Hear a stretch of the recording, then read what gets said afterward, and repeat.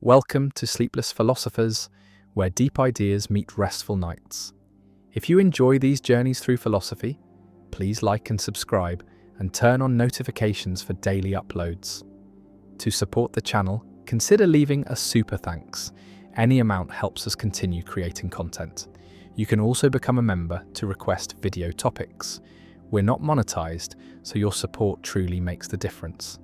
Now let the philosophy begin. The Grelling-Nelson paradox. Words can describe themselves or they cannot. And this seemingly innocent observation becomes a doorway into paradox when Kurt Grelling and Leonard Nelson posed a question in 1908 that has troubled philosophers of language ever since. Some words are autological, meaning they possess the property they describe. The word short is short. The word English is English.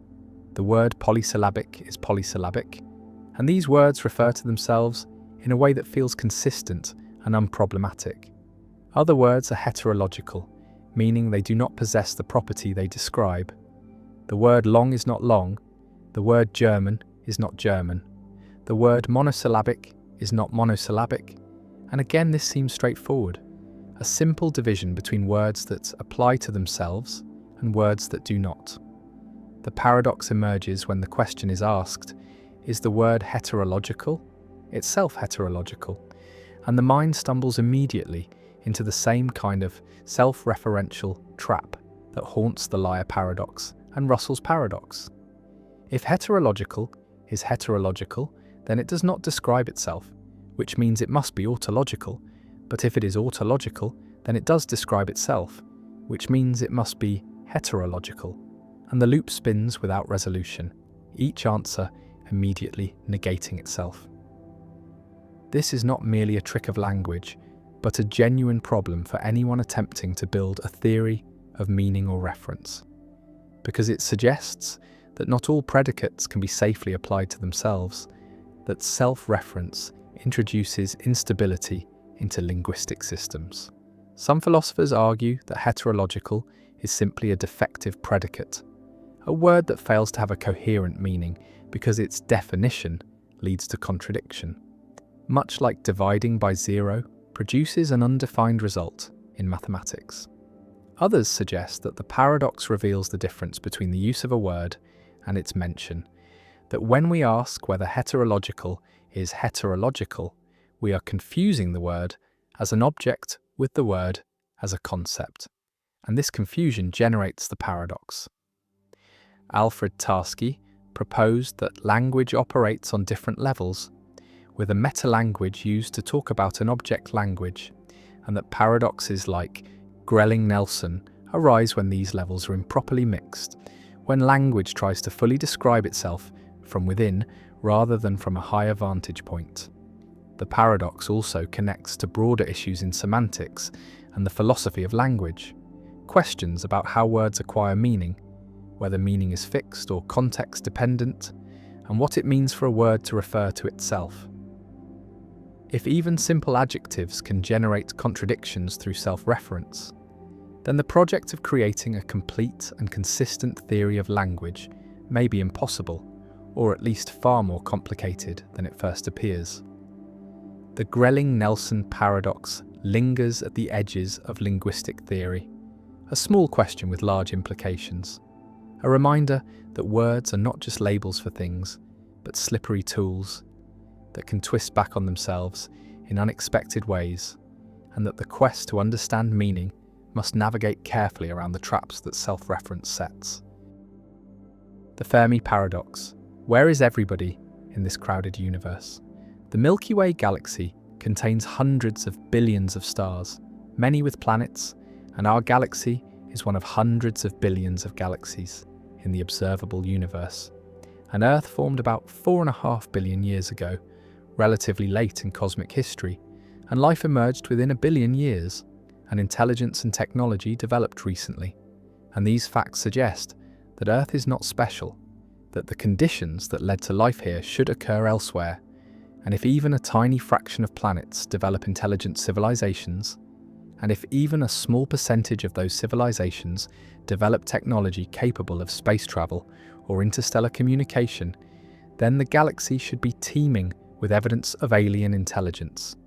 We should see their radio signals, their spacecraft, their structures, their influence on stars and planets, and yet we see nothing, hear nothing, find no evidence of extraterrestrial intelligence despite decades of searching, despite scanning the skies with radio telescopes, despite analysing thousands of exoplanets. And this silence, this absence of evidence, is the Fermi paradox, named after physicist Enrico Fermi, who reportedly asked during a lunch conversation in 1950, "Where is everybody?" And this question, simple and childlike, conceals one of the deepest puzzles in science, the question of whether we are alone in the universe, or whether alien civilizations exist but remain undetected for reasons we do not yet understand. The paradox can be stated more precisely through the Drake equation, an attempt to estimate the number of communicating civilizations in our galaxy. The equation multiplies together several factors: the rate of star formation, the fraction of stars with planets, the number of habitable planets per star system, the fraction of habitable planets where life emerges, the fraction of life-bearing planets where intelligence evolves, the fraction of intelligent species that develop technology, and the lifetime of technological civilizations. And depending on the values assigned to these factors, the equation predicts anywhere from 0 civilizations besides us to millions, and optimistic estimates suggest thousands or millions of alien civilizations should exist in our galaxy alone. And over billions of years, some of these civilizations should have spread through the galaxy, colonizing stars, building structures, leaving traces, and yet we see nothing. And this gap between expectation and observation is the Fermi paradox. Various explanations have been proposed, grouped into several categories. One possibility is that intelligent life is extraordinarily rare, that one or more factors in the Drake equation is much smaller than optimistic estimates suggest. Perhaps the emergence of life is a rare event. Perhaps the evolution of complex multicellular organisms requires unlikely coincidences. Perhaps intelligence is not an inevitable outcome of evolution, but a fluke that happened once on Earth and nowhere else. And if intelligence is sufficiently rare, then perhaps we are the first or among the first civilizations in the galaxy, and the silence is explained by our being early arrivals, alone for now, but perhaps not forever. Another category of explanations invokes the Great Filter, a hypothetical barrier that prevents civilizations from reaching the stage where they are detectable across interstellar distances. And the filter could be in our past, something that makes the emergence of intelligence extremely difficult, in which case humanity has passed the filter and the future is open, or the filter could be in our future, a challenge that civilizations face and almost always fail. Perhaps self-destruction through war or environmental collapse, perhaps technological stagnation, perhaps a transition that seems likely but proves fatal. And if the great filter lies ahead, then our survival is not guaranteed, and the silence of the cosmos is ominous, a warning that intelligence tends toward extinction.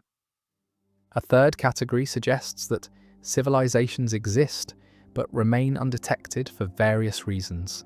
Perhaps they communicate using technologies we have not discovered. Perhaps they deliberately hide to avoid contact with younger civilizations. Perhaps they exist in forms we would not recognize as life or intelligence. Perhaps they transcend physical form and migrate into cyberspace or other dimensions. Or perhaps the distances and timescales involved are so vast that civilizations exist but are separated by millions of light years and billions of years, arising and falling in isolation, never overlapping in space and time, and so contact is impossible. Not because civilizations do not exist, but because the universe is too big and time is too long. Visualize the galaxy as a vast ocean, and civilizations as islands, separated by light years of empty space, and each island has a brief window of technological activity, a few thousand years perhaps, before collapse or transformation, and the ocean is so large and the windows so brief that the probability of two civilizations existing simultaneously within communication range is vanishingly small, and so each civilization looks out, sees emptiness, hears silence, and concludes it is alone. And yet across the galaxy and across time many such civilizations exist, but they never meet, never communicate, never know each other, and the Fermi paradox is resolved not by the absence of life, but by the impossibility of contact. Another explanation, more speculative, suggests that we are living in a simulation, that the observable universe is a computational construct created by an advanced civilization, and the silence is programmed. No other civilizations are simulated because the creators are interested only in studying us, or because simulating multiple civilizations is too computationally expensive. And this explanation, while unfalsifiable, is logically possible and provides a clean resolution to the paradox, though it raises new questions about the nature of the simulators and their purposes. The Fermi paradox has practical implications for the search for extraterrestrial intelligence, for SETI programs that scan the skies for radio signals, for astrobiology missions that search for life on Mars or the moons of Jupiter and Saturn, and for the question of whether humanity should attempt to contact alien civilizations or remain silent. Because if the great filter lies ahead, if civilizations typically self-destruct or face existential dangers, then advertising our presence might be risky, might attract attention from hostile or indifferent intelligences, and the silence of the cosmos might be a survival strategy, a lesson learned by civilizations that survive, and if so, then broadcasting our existence might be foolish, might mark us for extinction or exploitation. The paradox also touches on philosophy and the meaning of human existence, because if we are alone, if no other intelligence exists anywhere in the observable universe, then humanity carries a unique responsibility. We are the universe's only way of understanding itself, the only conscious observers, the only beings capable of science and art and love, and the future of consciousness depends on us, on whether we survive and spread. And this realization, far from being comforting, is terrifying, because it places an enormous burden on a species that has barely begun to leave its home planet. And if we fail, if we destroy ourselves, the universe returns to darkness, to unconsciousness, to a vast emptiness where stars burn and galaxies collide. But no one watches, no one cares, no one knows. The stars shine silent and distant, and we listen, and we hear nothing, and the silence stretches across billions of light years, across billions of years, and Fermi's question echoes, where is everybody? Where are the aliens?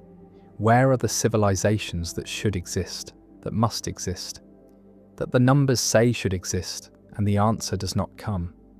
And the paradox remains unresolved, pressing, urgent, a question that haunts astronomers and philosophers, a mystery that drives the search for life beyond Earth, and a reminder that despite all our knowledge, despite all our telescopes and equations, we do not know whether we are alone or whether the universe teems with life. And the silence, profound and unbroken, waits, and we wonder and we search, and the paradox persists. The garden of forking paths where every choice splits reality. A writer imagines time as a garden of forking paths, a labyrinth where each decision creates a branching, where reality splits into multiple futures, one for each possible choice, and this image captures something deep about how we experience decision-making. We stand at forks, at moments where multiple paths lie ahead, and we choose which path to take. And unchosen paths remain as real possibilities, as roads not taken, and this multiplicity of possibilities, this forking structure of time, seems essential to freedom, seems to be what makes choice meaningful, because choosing requires alternatives, requires that other options be genuinely possible, genuinely available, and yet physics tells a different story, tells us that reality does not actually fork, that there is one actual future, one path that will be taken, and the other paths are mere possibilities, unreal, never actualized, and this creates tension between the subjective experience of forking paths and the objective reality of a single actual future. And this tension is what the Garden of Forking Paths represents. The conflict between the branching structure we experience and the linear structure physics describes. And resolving this tension requires understanding what possibilities are, whether they are real or merely epistemic, whether the Garden of Forking Paths is a feature of reality or only of our ignorance. And this is the Garden of Forking Paths problem, the question of how to reconcile freedom, which seems to require genuine alternatives, with determinism, which says only one future is possible. Imagine standing at a fork, two paths before you, and you must choose which to take.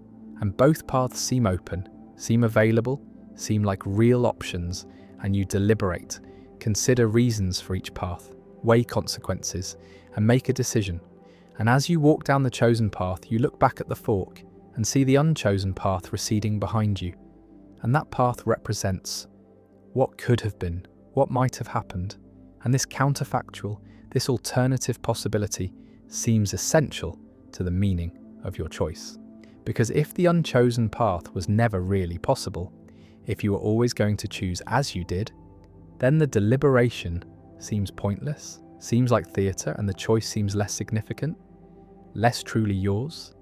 And yet determinism says the unchosen path was never really possible, was never going to be actualized, was only possible in your ignorance of which path you would take. And the Garden of Forking Paths is a map of ignorance, not a map of reality, and the paths that seem to fork actually do not actually collapse to a single trajectory determined by past and laws. The Garden of Forking Paths is a metaphor from Jorge Luis Borges, from his story about a novel that represents time as forking, where every possible future exists in parallel, where the protagonist makes different choices in different branches, and all branches are real, all are part of the same story. And Borges uses this to explore ideas about time and possibility and narrative, and philosophers have adopted the metaphor to represent the libertarian view of free will. The view that when we make choices, reality genuinely branches, multiple futures exist, and our choice determines which branch becomes actual. And this contrasts with the compatibilist view, where the garden does not actually fork, where only one future was ever possible. And deliberation is about discovering which future is actual, rather than creating which future is actual. Visualize the metaphor more precisely. At each moment of choice, the timeline splits. One branch for voting for candidate A, and another for voting for candidate B. And both branches are real. Both exist as genuine possibilities, and the agent's choice makes one branch actual, and the other merely counterfactual.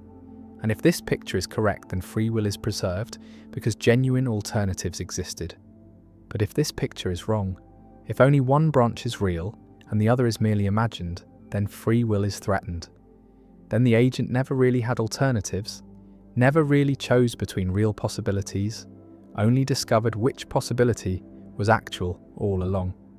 The Garden of Forking Paths connects to debates about the metaphysics of time, about whether the future is open or closed, whether future contingents have truth values, whether statements about what will happen tomorrow are true or false now, or are neither true nor false until tomorrow arrives. And open future theorists say the future is genuinely open, genuinely indeterminate. The garden genuinely forks, and multiple futures are possible, and closed future theorists say the future is already determined, already fixed. Only one future is possible, and the garden does not really fork, only appears to fork from our limited perspective.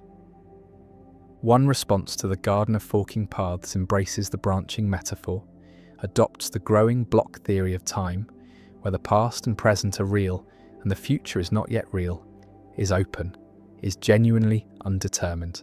And as time progresses, the future becomes present, and then past, and the timeline grows. And at moments of free choice, the timeline branches, multiple futures become actualized, and libertarian free will is preserved. But critics argue that this picture is inconsistent with physics, with relativity, which says that simultaneity is relative, that there is no objective present moment, and the growing block theory cannot be reconciled with relativity, and so the garden of forking paths cannot be real, is only a convenient fiction. Another response denies the branching, accepts that only one future is real, and argues that free will does not require genuine branching, does not require that unchosen alternatives be real, but only requires that the agent's choice be the determining factor in which future is actualized. And as long as the agent's deliberation and decision play a causal role, as long as the action flows from the agent's own reasons and desires, the agent is free, and the garden of forking paths is an epistemic representation, a map of what might happen from the agent's perspective, but not a metaphysical reality. And this compatibilist response preserves free will without requiring genuine metaphysical branching. A third response appeals to the many worlds interpretation of quantum mechanics, where every quantum measurement causes the universe to split into multiple branches, one for each possible outcome, and all branches are real. All exist in a vast multiverse, and human choices might involve quantum processes, might cause branching at the quantum level. And so the garden of forking paths is literally real, is part of the structure of quantum reality, and every choice you make creates multiple versions of you in different branches, and free will is preserved because genuine branching occurs. Though this response raises questions about which branch is you, about personal identity across branches, about whether it matters that other branches exist if you can never observe them or interact with them.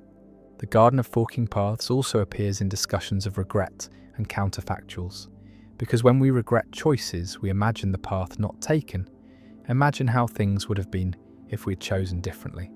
And this imagining treats the unchosen path as a real possibility, as something that could have happened.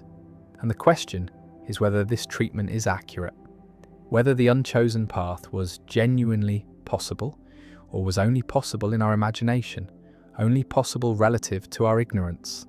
And if only imaginary, then regret is irrational, is lamenting something that could never have been.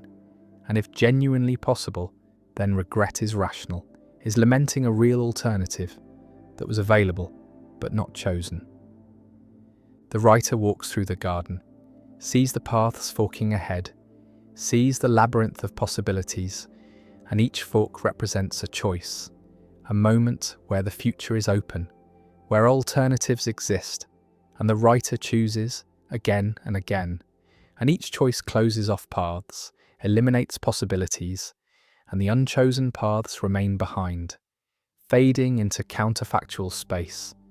And whether these unchosen paths are real, whether they exist somewhere in quantum multiverse or only in imagination, determines whether the garden of forking paths is a true picture of reality or only a useful metaphor. And the question remains open, remains disputed, and the garden remains, branching or not branching, forking or merely appearing to fork. And we walk through it, choosing paths, deliberating at forks, and whether the alternatives are real or illusory. Whether the garden genuinely branches or only seems to, shapes how we understand freedom, how we interpret choice, and whether determinism eliminates the garden or merely reveals that it never really forked. And the metaphor endures, beautiful and problematic, a representation of how choice feels from the inside, even if not how choice is from the outside. And the garden of forking paths remains a permanent fixture in discussions of free will, a vivid image that captures the experience of agency, even as physics and metaphysics question whether the image corresponds to reality. The fat man variant, when pushing someone off a bridge, becomes murder. The runaway trolley races toward 5 people bound to the tracks, the same setup as before, but now there is no lever, no switch to pull, no way to divert the trolley onto another track, and you stand on a footbridge directly above the tracks, watching the trolley approach. And next to you stands a very large person, large enough and heavy enough that if they fell onto the tracks, their body would stop the trolley, would derail it or bring it to a halt, saving the 5 people below, but killing the large person instantly. And you could push this person, could place your hands on their back and shove them over the railing, and they would fall, and the trolley would stop, and 5 lives would be saved at the cost of 1. And the numbers are identical to the original trolley problem, 5 saved and 1 killed, but the method is different. And this difference makes most people recoil, makes them say, no, I would not push, even though the consequence is the same as pulling the lever in the original case. And this asymmetry is the heart of the fat man variant, sometimes called the footbridge problem, a thought experiment that probes our moral intuitions about direct versus indirect harm, about using people as means versus affecting them as side effects, and about the limits of consequentialist reasoning. Imagine yourself on the bridge, the large person standing peacefully beside you, unaware of the danger below, and you know that pushing them will save 5 lives. The calculus is clear, 1 death versus 5 deaths, and if outcomes are all that matter, then pushing is required, is morally obligatory, is the obviously right choice. But your hands hesitate, your body resists, because pushing feels like murder, feels like killing, feels fundamentally wrong in a way that pulling a lever does not. And this feeling, this visceral moral reaction, reveals something about how we think about ethics, reveals that we distinguish between different ways of bringing about the same result, that the means matter, not just the ends, that how we save lives affects whether saving them is permissible.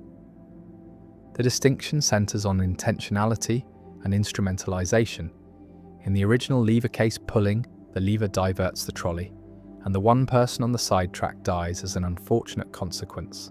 Their death is foreseen, but not intended. You are not trying to kill them. You are trying to redirect the trolley, and their presence on the track is almost incidental. If they were not there, the trolley would still be diverted and the 5 would still be saved, whereas in the fat man case, pushing the person is specifically intended to use their body as an obstruction. Their death is not a side effect, but the means by which the trolley is stopped.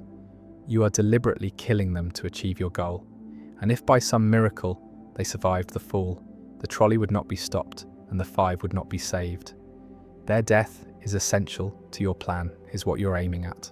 And this makes the act feel more like murder, more like treating a human being as a mere object, as a tool to be used and discarded. Kantian ethics formalizes this intuition through the principle that persons are ends in themselves and should never be treated merely as means.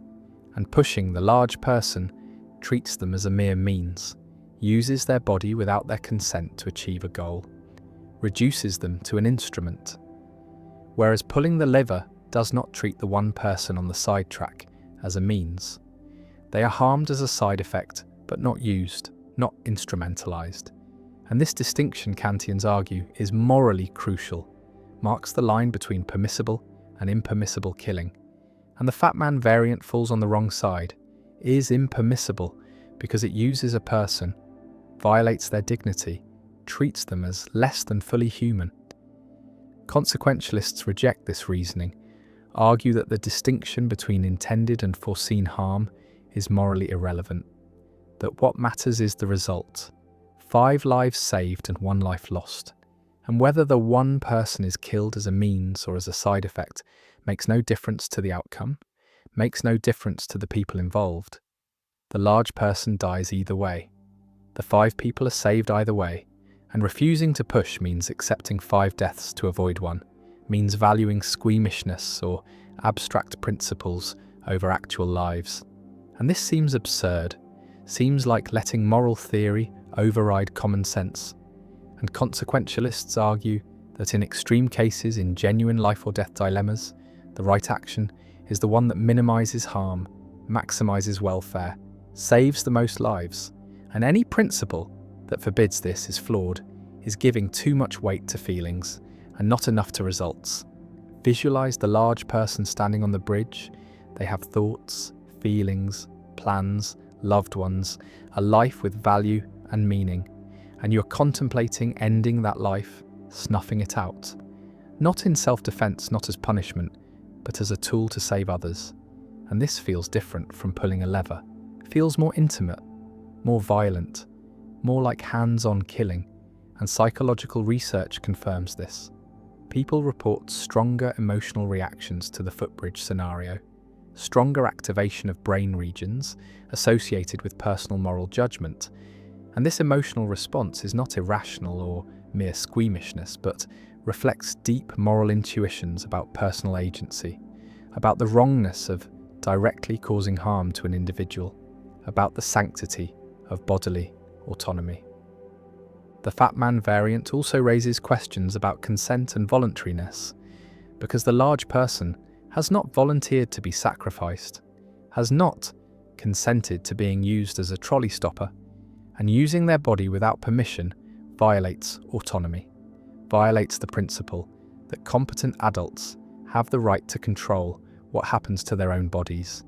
And this is true even if using them would save lives, even if the overall outcome would be better, because respecting autonomy means allowing people to refuse to help.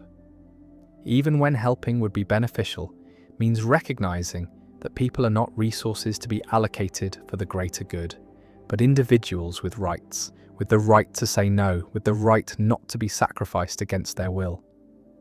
Some philosophers have proposed intermediate cases to test the boundaries. Suppose the large person is standing on a trapdoor that you could open remotely, dropping them onto the tracks without physically touching them. Is this more like the lever case or more like the pushing case? Or suppose the large person is terminally ill and unconscious. Does this change the moral calculus? Does it make using them more permissible? Or suppose they have explicitly consented in advance to being used in such situations? Does consent eliminate the moral problem? And these variations probe the principles at stake, try to isolate what exactly makes the pushing wrong, whether it is the direct causation, the physical contact, the lack of consent, the instrumentalization, or some combination. And different moral theories give different answers, diagnose the wrongness differently, and the variant becomes a tool for testing ethical theories, for exposing their commitments and seeing where they lead. The footbridge stands above the tracks. The large person breathes beside you unaware. The trolley approaches and the 5 people below are oblivious to their doom. And you must decide, push or do not push, kill or let die, violate one person's rights, or allow 5 people to perish. And there is no time for lengthy deliberation, no time to consult ethicists or calculate utilities. Only a choice that will haunt you regardless. Because pushing means you killed someone, placed your hands on them, and ended their life. And not pushing means 5 people died who could have been saved. And either way, the weight is crushing. The responsibility immense, and the fat man variant offers no comfort, no resolution, only the stark presentation of a choice that reveals the limits of moral theory, the inadequacy of simple principles, the irreducible difficulty of cases where values conflict, where any action involves loss, and the problem remains, a thought experiment that disturbs, that challenges, that refuses to yield easy answers, and that reminds us that morality is not a puzzle with solutions, but a practice requiring wisdom, courage, and the willingness to live with choices that are never fully justified, never free of doubt, never untainted by the recognition that whatever we do, someone suffers, and we are responsible. The hedonistic paradox: why chasing happiness makes you miserable. Happiness is what everyone wants, pleasure and contentment and satisfaction, the good feelings that make life worth living, and hedonism is the philosophy that says pleasure is the highest good, that we should pursue happiness and avoid pain, that maximizing pleasant experiences is the rational goal of life. And this seems straightforward, seems like obvious common sense. Who would argue against seeking happiness? And yet a strange paradox emerges. The more directly you pursue happiness, the more it eludes you. The more you focus on your own pleasure, the less pleasure you actually experience. And this is the hedonistic paradox, also called the paradox of hedonism, first articulated clearly by philosopher Henry Sidgwick in the 19th century and echoed by thinkers from ancient Stoics to modern psychologists. The observation that happiness cannot be obtained by pursuing it directly, that it comes instead as a byproduct of other activities, of pursuing goals and relationships and meaningful projects that are not themselves about happiness. And the paradox reveals something deep about human psychology, about the nature of satisfaction, about how conscious desire and self-awareness can undermine the very experiences they seek. Imagine someone who decides to maximize their happiness, who reads books about pleasure, who measures their mood constantly, who makes decisions based purely on what will bring the most immediate satisfaction, choosing activities because they are supposed to be fun, spending time with people because those people are supposed to make them happy, eating foods because they are supposed to taste good. And this person is completely focused on their own hedonic state, monitoring their feelings, evaluating whether each moment is bringing sufficient pleasure. And paradoxically, this constant self-monitoring and evaluation interferes with enjoyment, prevents immersion, creates anxiety about whether happiness is being achieved. And the person finds that despite optimizing for pleasure, they feel less satisfied than when they were not trying so hard, when they were engaged in activities for their own sake, rather than as means to happiness. The paradox operates through several mechanisms. One is self-consciousness. When you're focused on your own experience, watching yourself to see if you're happy, you cannot be fully present in the moment, cannot lose yourself in an activity. And this divided attention, this standing outside yourself observing, prevents the flow states and deep engagement that actually produce lasting satisfaction. Like trying to fall asleep by focusing intently on falling asleep, the effort itself becomes an obstacle, creates tension that prevents the desired state. And the same applies to pleasure. The monitoring prevents the experience. Another mechanism is adaptation and expectation. When happiness becomes the explicit goal, expectations rise. And when expectations rise, satisfaction falls. Because satisfaction depends not just on absolute pleasure, but on the gap between expectation and reality. And someone who expects to be happy all the time, who demands high levels of pleasure, will be disappointed by ordinary experiences that might have been satisfying without the inflated expectations. And so the pursuit of happiness creates conditions that make happiness harder to achieve.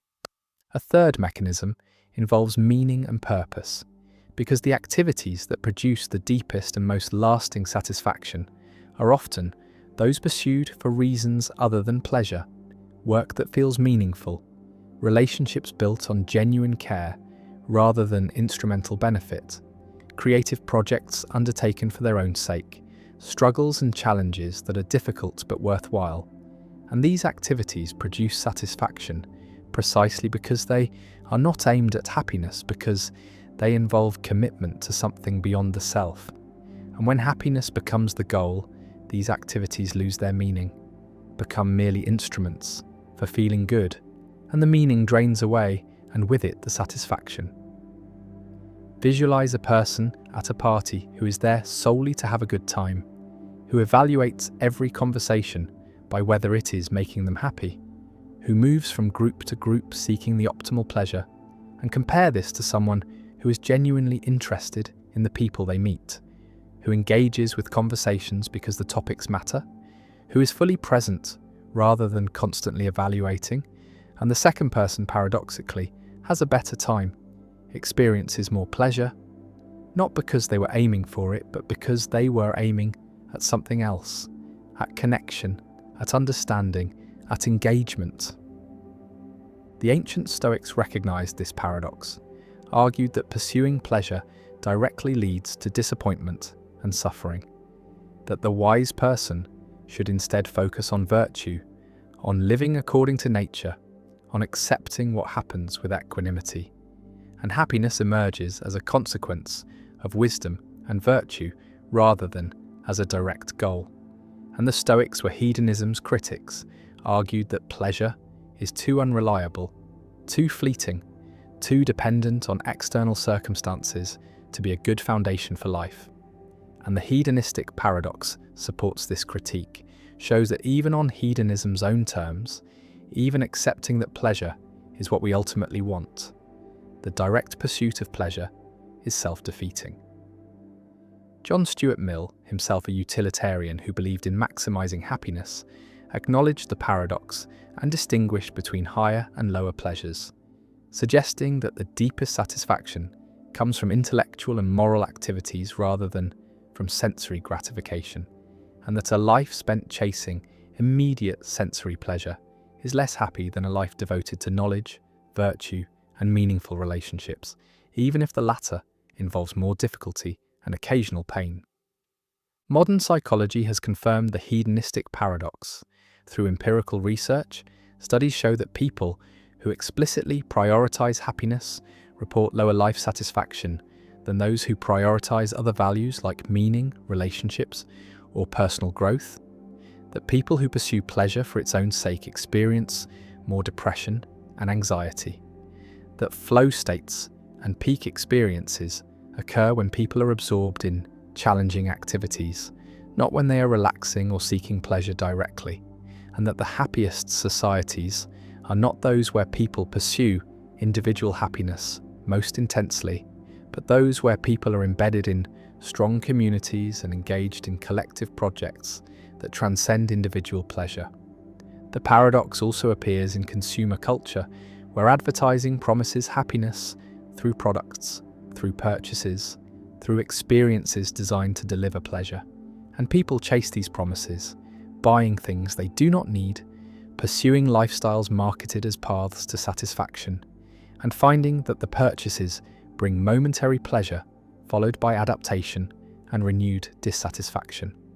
The hedonic treadmill, where each purchase raises expectations and the baseline returns to where it was, and the pursuit of happiness through consumption becomes a trap, a cycle that produces more desire than satisfaction, more anxiety than contentment. And the paradox reveals that happiness is not a commodity, cannot be bought or manufactured, cannot be achieved by optimizing choices, but emerges from patterns of life, from relationships and meaning and engagement with the world.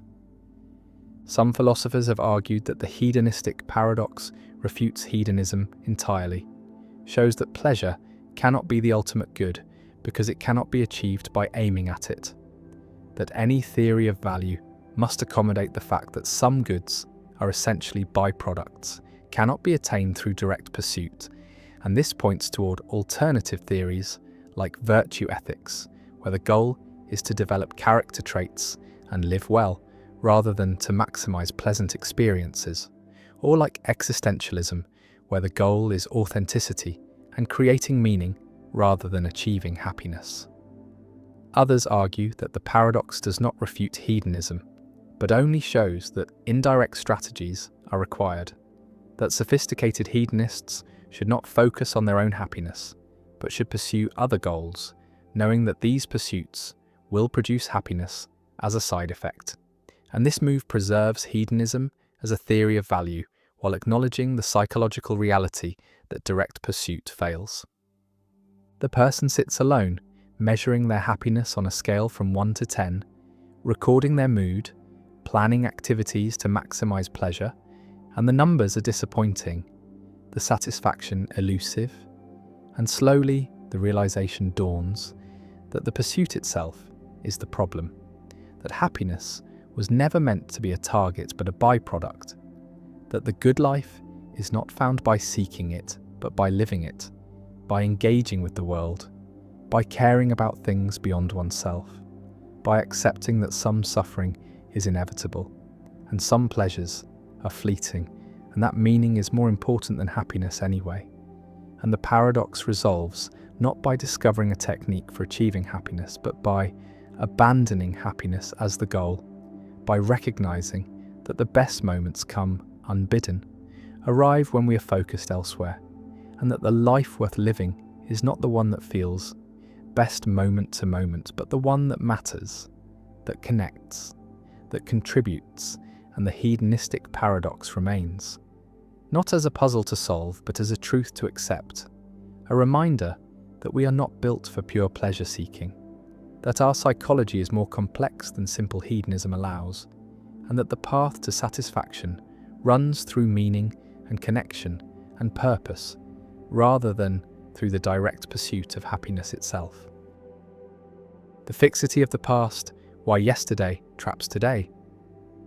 A philosopher asserts a principle that seems undeniable, seems like one of the most obvious truths about time, and the principle is that the past is fixed, is unchangeable, is beyond our power to affect, and what has happened, cannot be made not to have happened, and no one can change the past, can reach back through time to alter what occurred, and this fixity of the past seems like a fundamental constraint on agency, seems to limit what we can do, and yet this apparently obvious principle creates puzzles when combined with other beliefs about causation and freedom.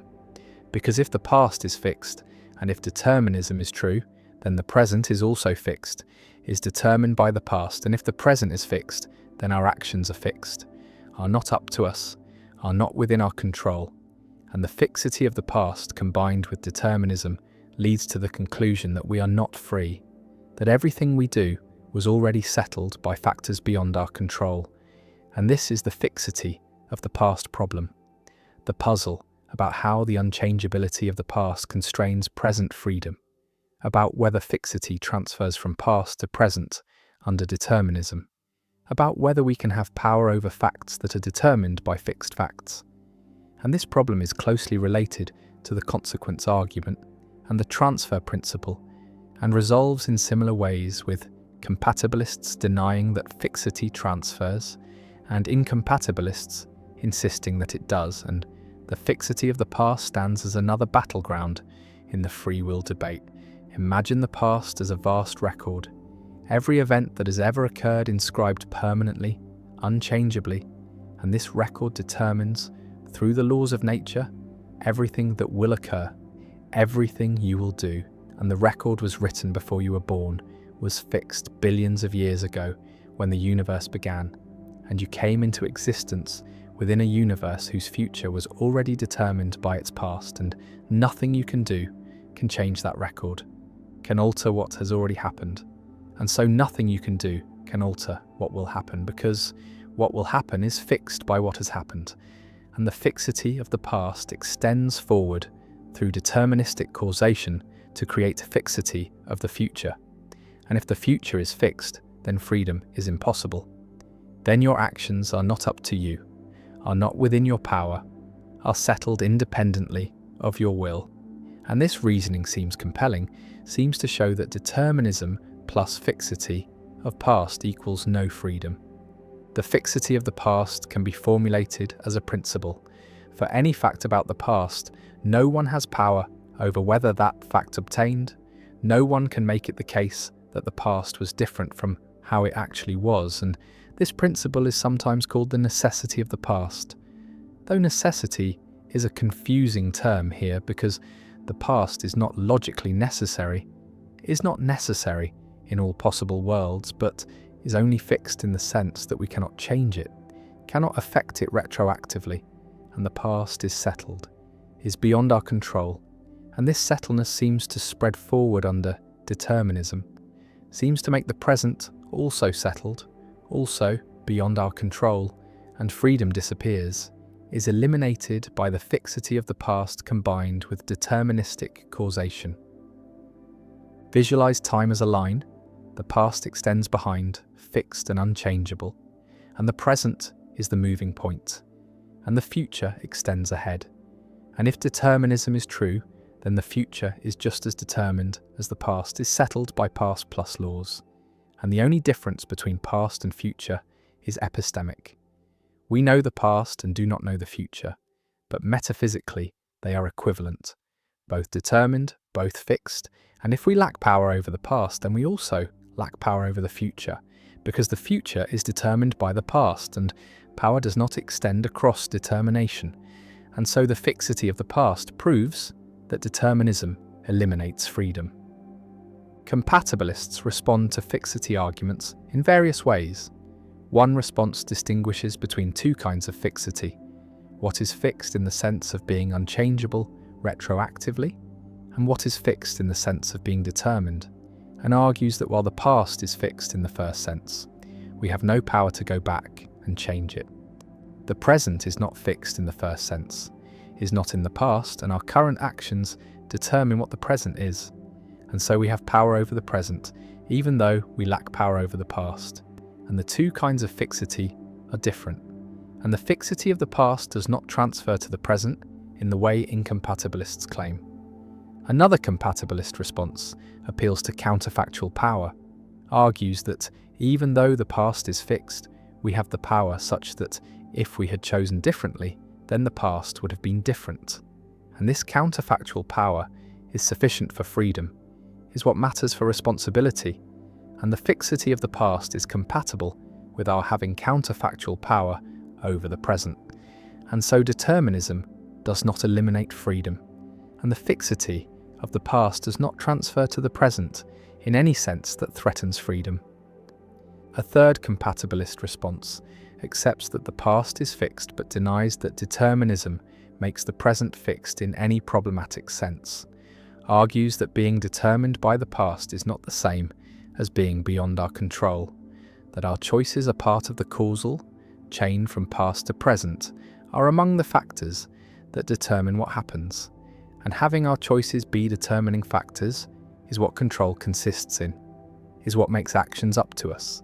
And the fixity of the past is irrelevant, because what matters is not whether the past could have been different, but whether our current choices make a difference. And they do. They determine outcomes. And this is sufficient for freedom. Incompatibilists reject these compatibilist responses, argue that they involve verbal tricks, equivocations on power and control that obscure the real issue. And the real issue is that if the past is fixed and determines the present, then the present is also fixed, is not genuinely open, is not within our control in any sense that matters for responsibility, and compatibilist power is not real power, is a redefinition designed to make freedom compatible with determinism, and the fixity of the past, properly understood, shows that determinism eliminates genuine freedom, eliminates the kind of control required for moral responsibility. The fixity of the past also raises questions about time travel, about whether it is possible to change the past, and most philosophers accept that backward causation is impossible, that we cannot travel back and alter what occurred, because this would create paradoxes, would make it possible for you to prevent your own birth by killing your grandfather before your parents met. And such paradoxes show that the past must be fixed, must be immune to retroactive alteration. But some philosophers argue that time travel is possible as long as it is consistent, as long as any effects you have in the past are already part of the past, as it actually occurred. And this allows time travel without paradox, but requires giving up the idea that you could change the past, could make it different. And this reinforces the fixity of the past, shows that even time travel does not give power over the past. The past sits behind us, vast and unchangeable, every event recorded, every cause set in motion, and the causal chains extend from past to present, determine what is happening now, determine what you're doing, and the fixity of the past. The unchangeability of what has happened seems to make your present action also unchangeable, also fixed, also beyond your control, because if the past could not have been different, and if the past determines the present, then the present could not have been different, and you could not have done otherwise, and freedom is lost, is eliminated by the combination of fixity and determinism. And the fixity of the past remains a central problem for compatibilism, remains a challenge to explain how we can be free if our actions are determined by a past we cannot change. And the answers compatibilists offer remain controversial, remain rejected by incompatibilists who insist that fixity transfers, that unchangeability spreads from past to present under determinism, and the fixity of the past endures as a fundamental constraint on agency, a feature of time that shapes what we can and cannot do. And whether this feature eliminates freedom or merely defines its boundaries remains one of the central questions in philosophy of free will. The false belief paradox. Young children, typically before the age of 4 or 5, exhibit a curious cognitive limitation. They struggle to understand that other people can hold beliefs that differ from reality, that someone can believe something false, and this limitation is revealed through false belief tasks, experimental scenarios designed to test whether children can represent the mental states of others, can understand that beliefs are representations that can be accurate or inaccurate, and the classic version involves a character named Maxi who places chocolate in a cupboard and then leaves the room. And while Maxi is gone, his mother moves the chocolate to a drawer. And when Maxi returns, children are asked where Maxi will look for the chocolate. And young children, those who have not yet developed what psychologists call theory of mind, say that Maxi will look in the drawer where the chocolate actually is, failing to recognize that Maxi's belief, formed when the chocolate was in the cupboard, has not been updated, that Maxi still believes the chocolate is in the cupboard even though this belief is now false. This failure to attribute false beliefs to others might seem like a simple developmental limitation, a matter of cognitive immaturity that children outgrow, but it raises deep philosophical questions about the nature of belief, the development of self-consciousness, the relationship between mind and world, and whether the ability to represent false beliefs is necessary for full-fledged thought and agency. And some philosophers have argued that the false belief paradox reveals something fundamental about the structure of cognition, that understanding false belief requires a kind of meta-representational ability, the capacity to represent representations, to think about thoughts, to hold in mind simultaneously what is the case and what someone believes to be the case. And this capacity emerges relatively late in development and may be unique to humans or shared only with a few other cognitively sophisticated species. The paradox takes its name from the tension between two facts. On the one hand, beliefs are defined by their representational content, by what they are about, and this content can be accurate or inaccurate, true or false. And so the possibility of false belief seems built into the very concept of belief, seems to be part of what makes beliefs different from mere sensations or reflexes. And on the other hand, young children seem unable to grasp this possibility, seem to treat beliefs as transparent to reality, as if what someone believes must be what is actually the case. And this suggests that the full concept of belief, the concept that includes the possibility of misrepresentation, is not innate but develops over time, requiring both cognitive maturation and social experience. The false belief paradox also appears in philosophical discussions of self-knowledge and first-person authority, because while young children struggle to attribute false beliefs to others, they seem to have access to their own beliefs in a more direct way. They can report what they believe without needing to infer it from evidence, and this asymmetry between first-person and third-person belief attribution raises questions about whether beliefs are fundamentally different when considered from the inside versus the outside. Whether self-knowledge is a special kind of knowledge with its own logic and epistemology, and whether the difficulty of understanding false belief in others reflects a deeper puzzle about how minds can be both transparent to themselves and opaque to others.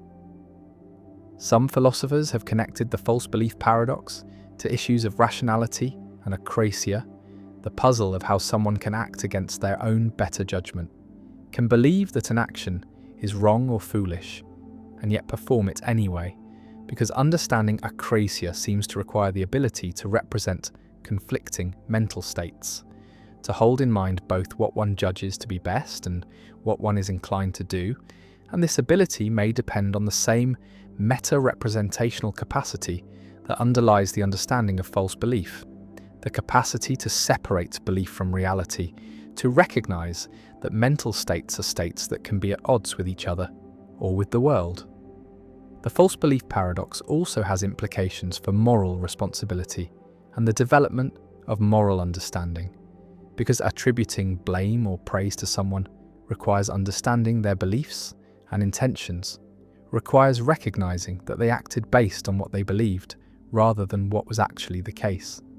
And young children who cannot represent false beliefs also struggle with certain moral judgments. They tend to judge actions by their outcomes rather than by the intentions behind them, and they have difficulty understanding that someone who causes harm unintentionally, based on a false belief about the situation, is less blameworthy than someone who causes harm intentionally. And this connection between false belief understanding and moral judgment suggests that moral development depends on cognitive development, that certain moral concepts require certain cognitive capacities. The paradox raises questions about animal cognition as well, about whether non-human animals can represent false beliefs, whether they have theory of mind, and experiments with primates, corvids, and other intelligent species have produced mixed results. Some studies suggest that great apes and some birds can pass modified versions of false belief tasks, suggesting they have at least rudimentary theory of mind, while other studies find failures, and the debate continues about what these results mean, whether animals that pass simplified tasks really understand false belief, or whether they are using simpler heuristics, behavioral rules that mimic understanding without genuine meta-representation.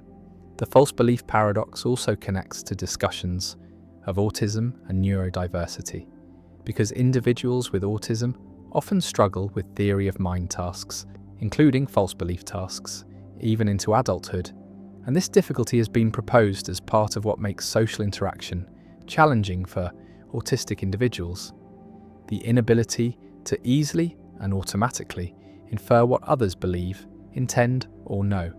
And this has led to both therapeutic interventions designed to teach theory of mind skills and critiques of the emphasis on theory of mind, with some arguing that the focus on false belief tasks pathologizes a different cognitive style rather than a deficit, that autistic individuals may process social information differently rather than poorly, and that neurotypical people also struggle to understand autistic minds, suggesting that theory of mind failures are bidirectional, not one-sided.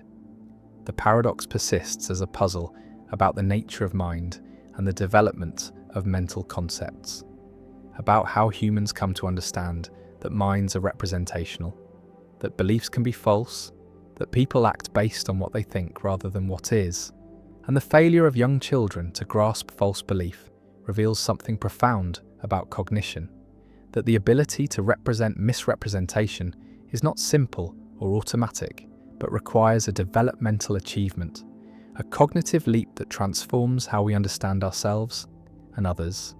And once this leap is made, once false belief becomes comprehensible, the social world opens up in new ways. Deception becomes possible and recognizable.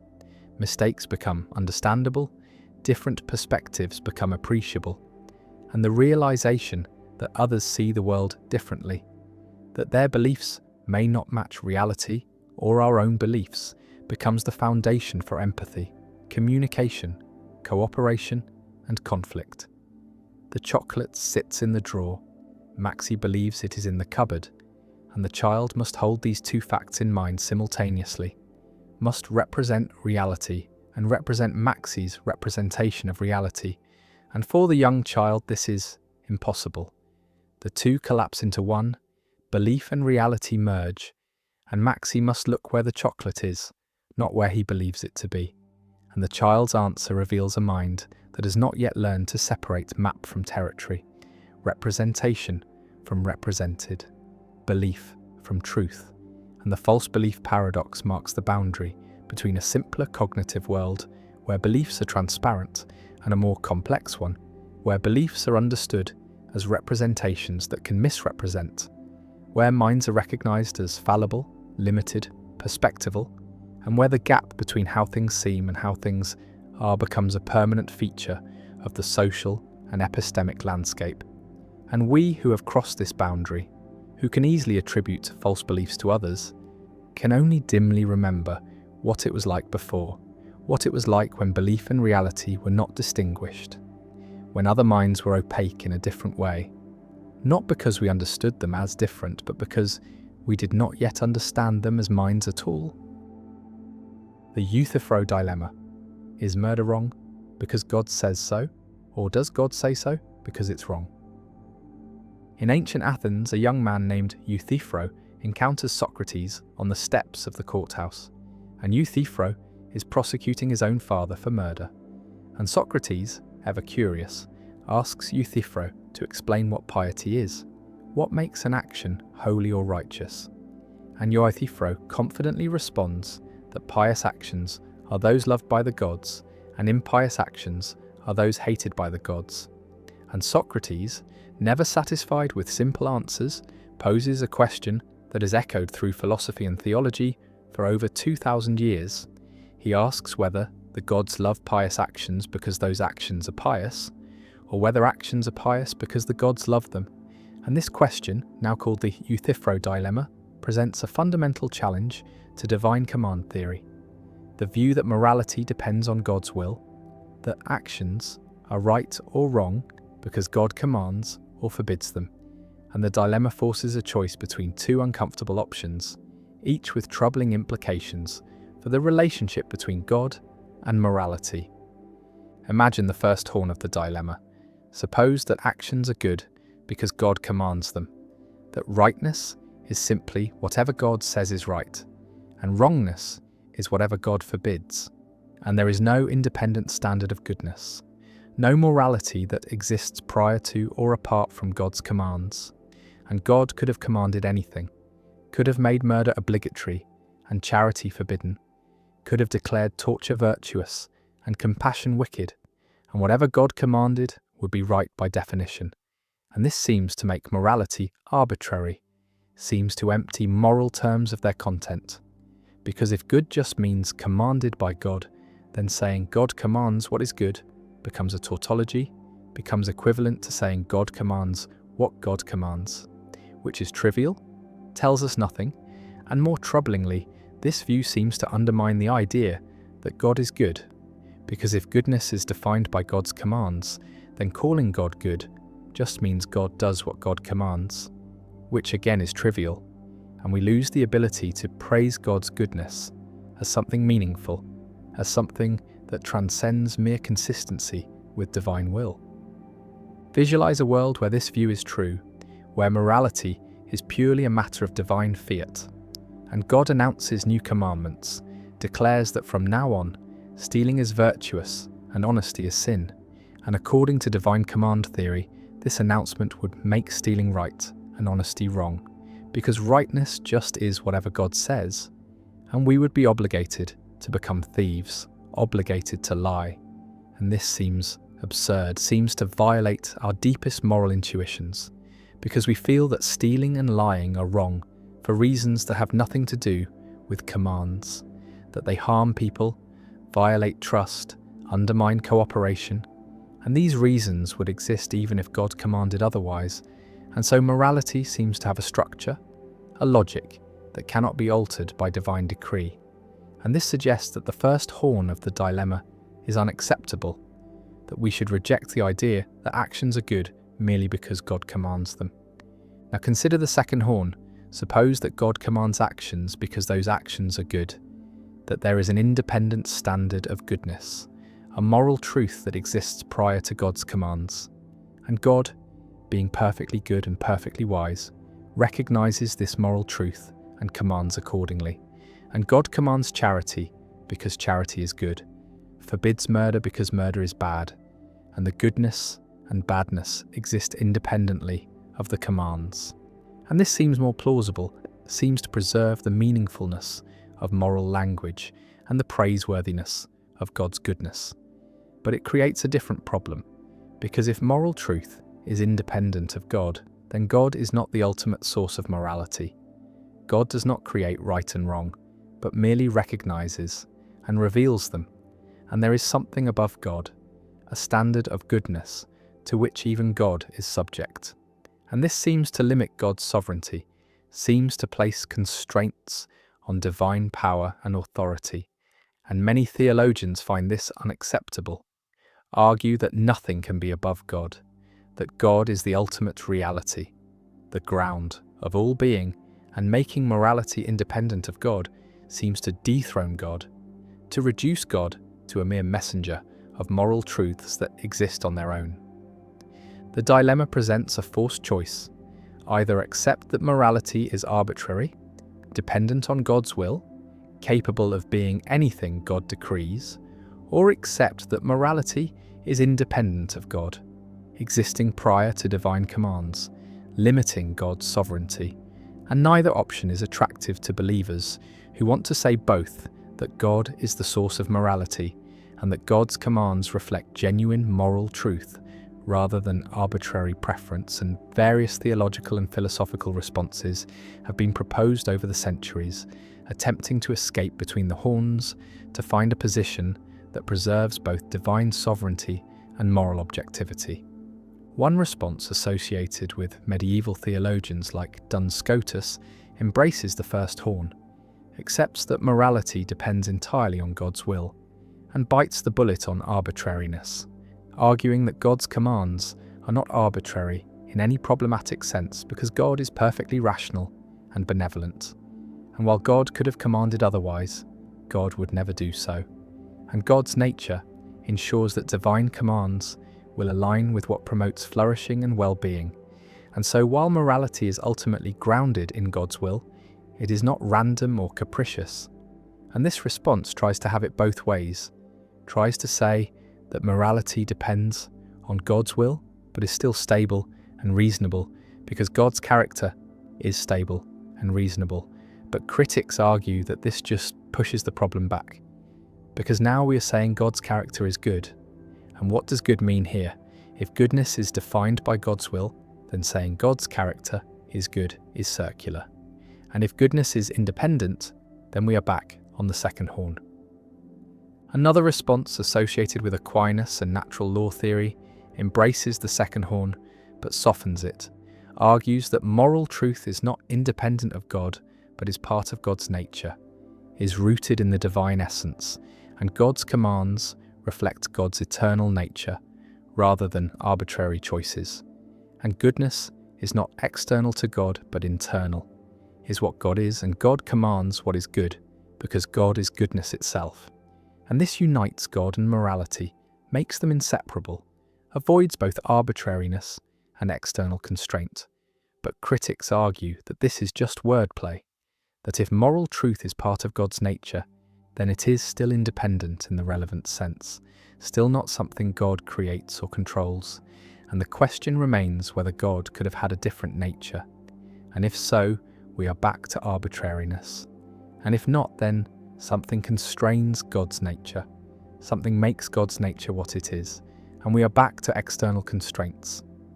A third response from some modern philosophers rejects the dilemma entirely, argues that it presents a false choice, that it assumes moral realism, assumes that moral truths exist objectively, either dependent on God or independent, but perhaps moral truth is neither.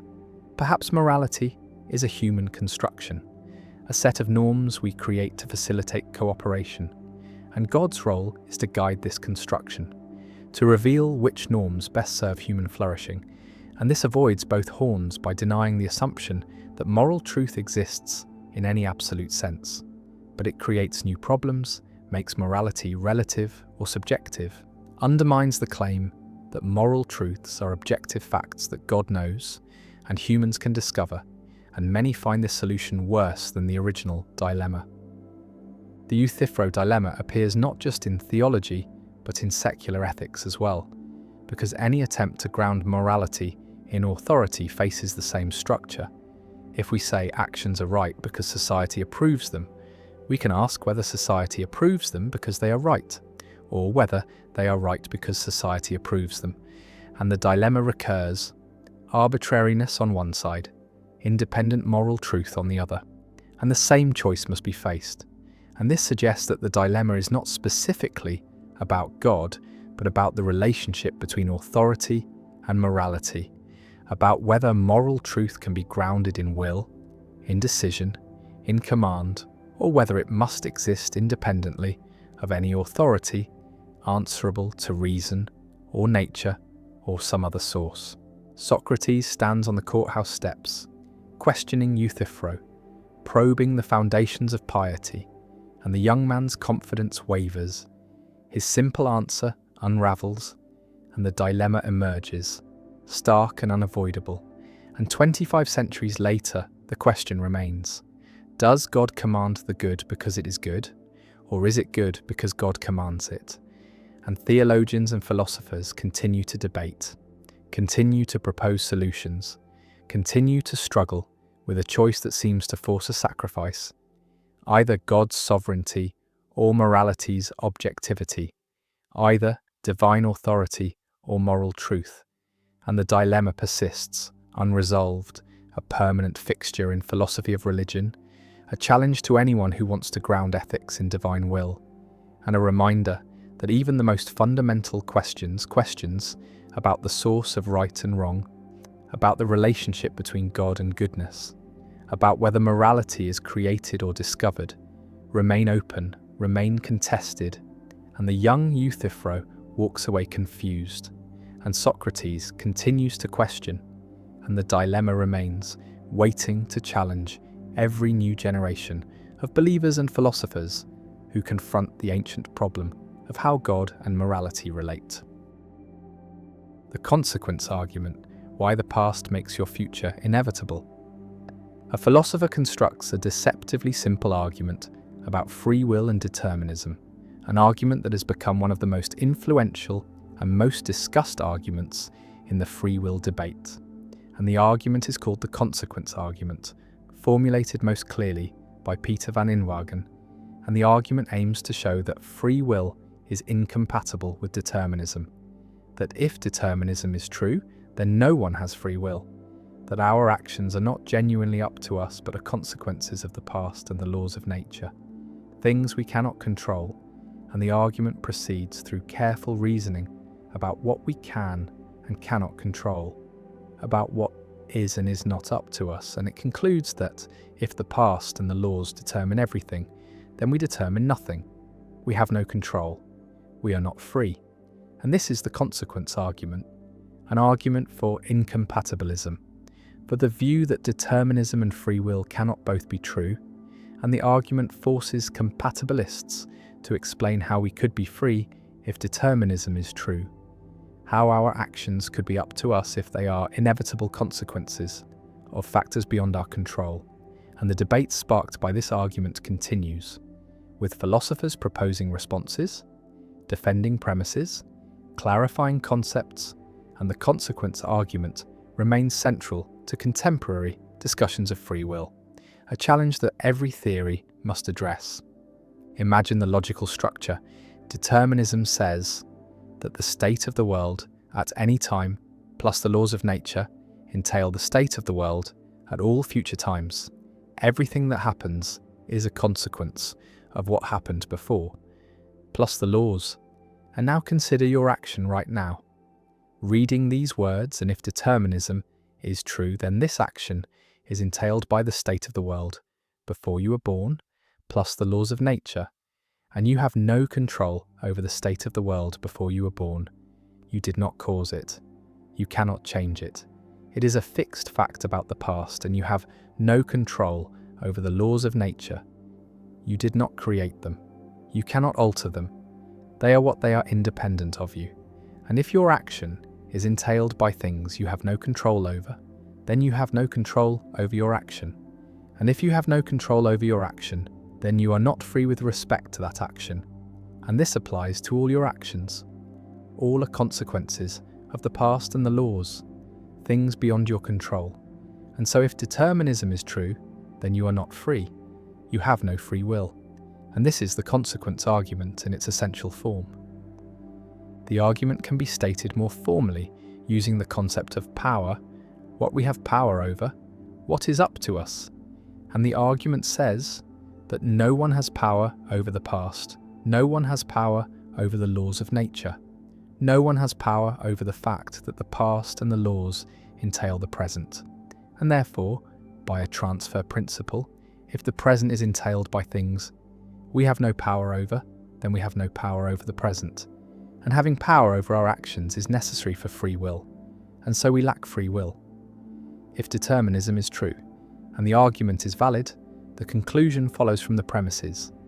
And so attacking the argument requires attacking one of the premises, requires either denying that we lack power over the past and laws, which seems implausible, or denying the transfer principle, denying that lack of power transfers across entailment. Visualize the causal chain, stretching back into the past, the state of the universe billions of years ago, plus the laws of physics determined the state 1 second later, and that state, plus the laws determined the next state. And the chain continues, moment by moment, through the formation of galaxies and stars and planets, through the evolution of life, through human history, through your birth and upbringing and this present moment. And at no point in this chain did you have control. You were not there at the beginning. You did not set the initial conditions. You did not write the laws, and the entire chain was set in motion before you existed. And your current action is the end of this chain, is the inevitable consequence of factors you did not control. And the consequence argument says, this shows you are not free. Your action was not genuinely up to you, was determined by the past. Compatibilists respond to the consequence argument in various ways. One response denies the transfer principle, argues that lack of power does not transfer across entailment in the way the argument assumes, that you can have power over a fact even if that fact is entailed by other facts you have no power over. And this response requires specifying what power means, what it is to have something be up to you. And compatibilists argue that an action is up to you if it results from your deliberation, your desires, your character, even if those psychological states were themselves determined by the past. And so the transfer principle is false. Power does not transfer, and the consequence argument fails. Another compatibilist response accepts the transfer principle, but denies that we lack power over the past in the relevant sense, argues that we do have a kind of counterfactual power over the past. We have the power such that if we had chosen differently, then the past would have been different. And this counterfactual power is sufficient for freedom, sufficient for the action to be up to us. And critics respond that counterfactual power is not real power, that being such that if you acted differently, the past would have been different is not the same as being able to act differently. And the compatibilist response confuses conditional ability with genuine ability, confuses what would have happened if things were different with what you can make happen. A third compatibilist response distinguishes between freedom and ultimate responsibility, accepts that the consequence argument shows we lack ultimate responsibility, ultimate control, the kind of control that would make us solely and completely responsible for our actions independent of all prior causes, but argues that we have enough control, enough freedom, for moral responsibility, for being proper subjects of praise and blame. And ultimate responsibility is impossible, is not required for the ordinary kind of responsibility that matters for ethics and law. And the consequence argument shows too much, shows that even libertarians who reject determinism cannot have ultimate responsibility because their actions are either caused by prior states or are random, and neither causation nor randomness gives ultimate responsibility. And so, the consequence argument does not distinguish between compatibilism and libertarianism, does not favour incompatibilism over compatibilism. Incompatibilists defend the consequence argument, defend the transfer principle, argue that compatibilist responses involve sophisticated verbal tricks, redefine freedom in ways that evacuate it of meaning, and the consequence argument reveals that if determinism is true, then we are not truly in control, are not genuinely free, and moral responsibility is undermined. And we must either reject determinism or accept that free will is an illusion, and different incompatibilists choose differently. Some become libertarians and argue that determinism is false, that quantum mechanics or agent causation or emergent properties provide room for free will, and others become hard determinists and accept that free will does not exist, that responsibility is problematic, that praise and blame need reinterpretation. The consequence argument also generates discussions about the fixity of the past, about what it means to say we have no power over the past. Because in one sense this is obvious. We cannot change what has already happened, cannot make it the case that the past was different. But in another sense, our current actions do affect what the past was.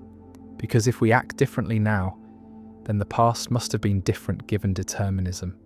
And so there is a sense in which our actions constrain the past, and compatibilists exploit this to argue that we do have power over the past in the relevant sense, while incompatibilists insist that this is not real power, not the kind of control required for freedom.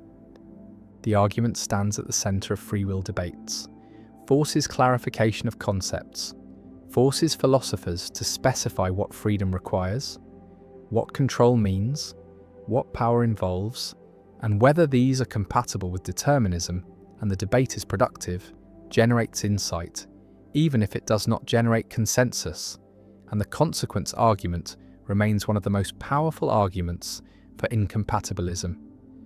One of the most difficult challenges for compatibilists to answer, and Van Inwagen's formulation is elegant, is compelling, captures a deep intuition that if everything we do is the inevitable consequence of factors beyond our control, then we are not truly free and the past stretches back, determined and fixed, and the laws operate, inexorable and unchanging, and the present unfolds and the action occurs, and the consequence argument says, this action was not free, was not genuinely up to the agent, was a consequence of things beyond control, and whether this argument succeeds, whether compatibilists can answer it, remains disputed, remains central to contemporary philosophy of free will. The diamond water paradox: why necessities are cheap and luxuries expensive. An economist observes that water is essential for life, is necessary for survival, is the most useful substance, and yet water is cheap, is almost free, costs nearly nothing in most places, while diamonds are useless for survival, are decorative luxuries, serve no biological function, and yet diamonds are expensive, cost fortunes, are among the most valuable commodities. And this seems paradoxical, seems to contradict the principle that value should reflect usefulness, that prices should correspond to importance.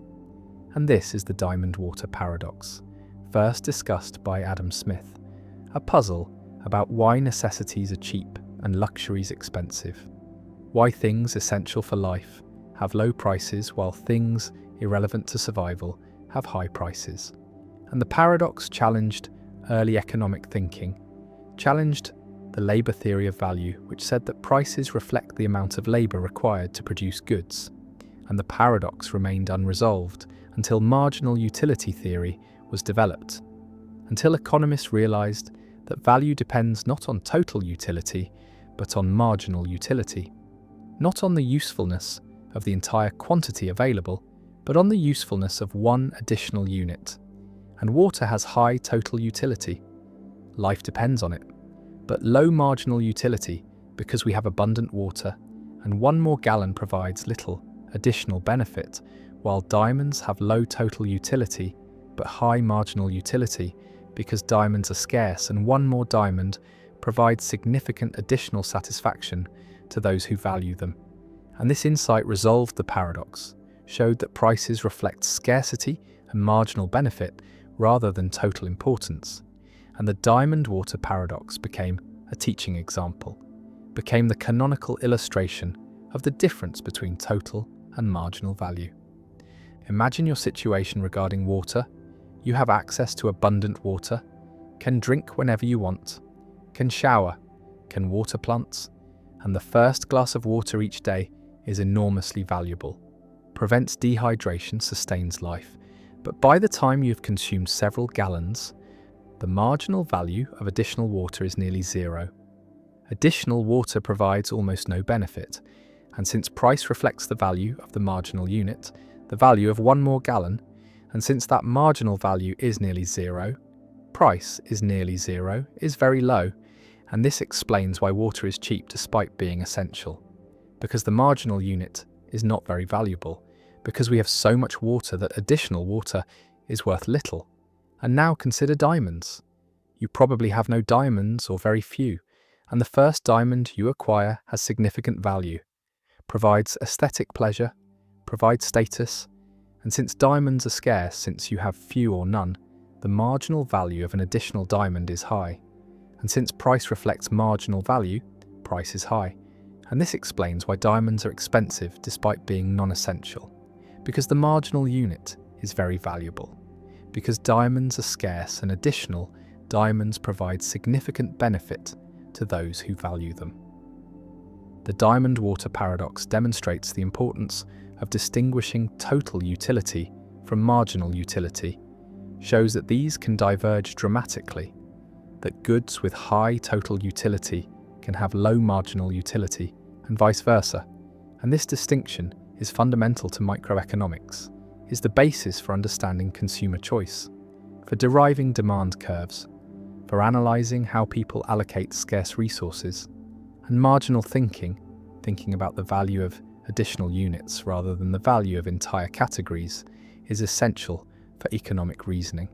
And the paradox illustrates why marginal thinking matters, why it produces different conclusions than total thinking, and resolving the paradox required economists to shift from thinking about total value to thinking about marginal value, to recognise that prices are determined at the margin, by the last unit exchanged, not by the average or total units. Visualise the marginal utility curves for water and diamonds. The marginal utility of water is high for the first units, the first gallons that prevent dehydration, but declines rapidly as consumption increases, as basic needs are satisfied, and at the quantity consumed, the marginal utility is low, is near zero, and price equals this low marginal utility, while the marginal utility of diamonds is high even at low quantities, because diamonds are scarce, because even wealthy people have relatively few diamonds, and at the quantity consumed the marginal utility remains high, and price equals this high marginal utility. And this graphical representation makes the resolution clear, makes it visible that prices reflect marginal, not total utility, and the paradox dissolves once the distinction is understood. One implication of the diamond water paradox is about consumer surplus, the difference between what consumers would be willing to pay for all units and what they actually pay. And consumer surplus for water is enormous, is the difference between the life-saving value of the first units and the near-zero price paid, and consumers gain vastly more from water than they pay for it. While consumer surplus for diamonds is small, buyers pay prices close to their willingness to pay, and this shows that market prices do not reflect total value to consumers, do not capture the full benefit people receive, and the difference is consumer surplus is the unmeasured benefit. And understanding this helps explain why markets are beneficial, why trade creates value, because both buyers and sellers typically gain surplus, gain benefit beyond what they pay or receive. Another implication concerns necessity goods and luxury goods more generally. The paradox illustrates that necessities tend to be cheap, tend to have low prices relative to their importance, because necessities are typically abundant or because demand saturates quickly, because once basic needs are satisfied, marginal utility declines, while luxuries tend to be expensive, tend to have high prices relative to their importance, because luxuries are scarce or because demand does not saturate, because the wealthy always want more luxuries, and this pattern has implications for taxation.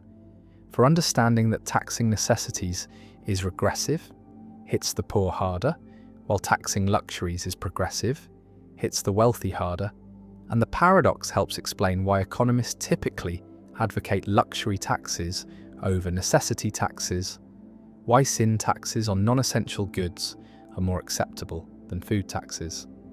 The paradox also appears in discussions about water scarcity, because the resolution depends on water being abundant, depends on marginal utility being low, but in regions where water is scarce, the marginal utility of water rises dramatically, and prices should rise correspondingly, should reflect scarcity, And this suggests that in water-scarce regions, water should be expensive, should be priced to encourage conservation, to allocate scarce supplies efficiently, but such pricing is controversial, is seen as making a necessity unaffordable.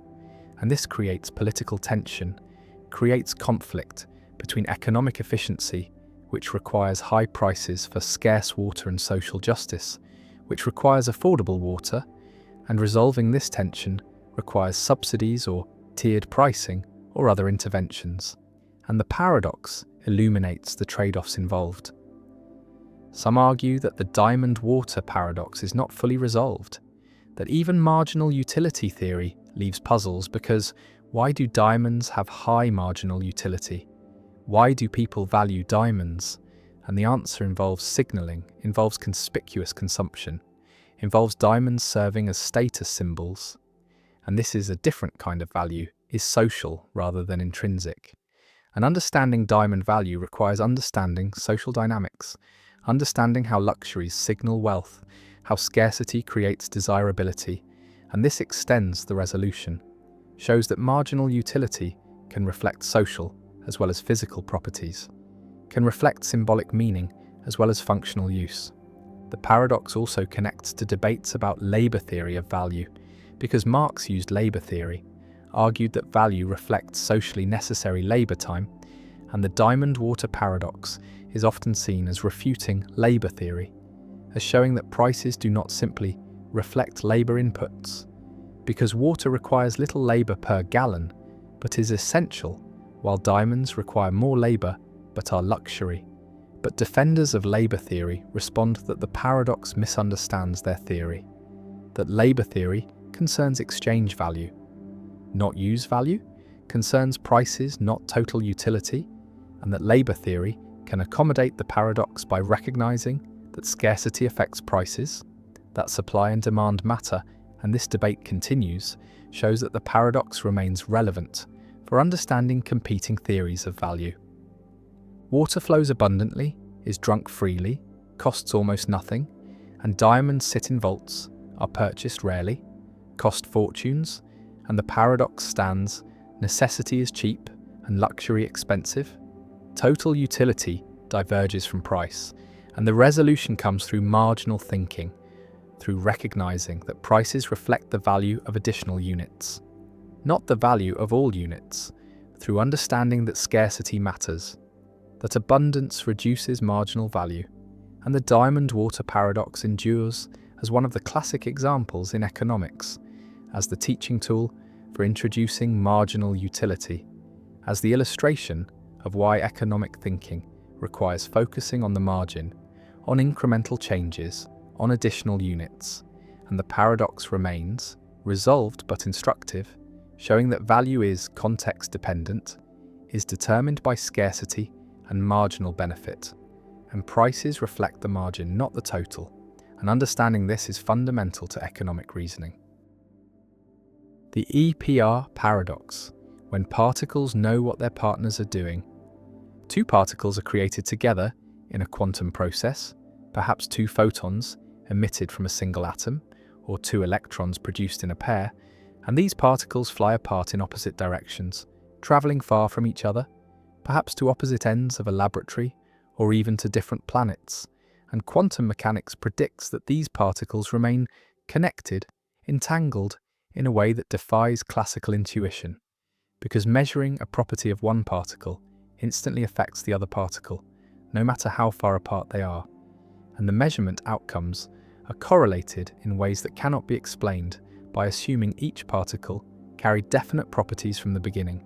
And this is the EPR paradox, named after Einstein, Podolsky, and Rosen, who presented it in 1935 as an argument that quantum mechanics is incomplete, that there must be hidden variables, additional information not captured by the quantum wave function that determines the outcomes of measurements and explains the correlations without requiring instantaneous action at a distance. Imagine the scenario more concretely. Two particles are entangled such that they have opposite spins.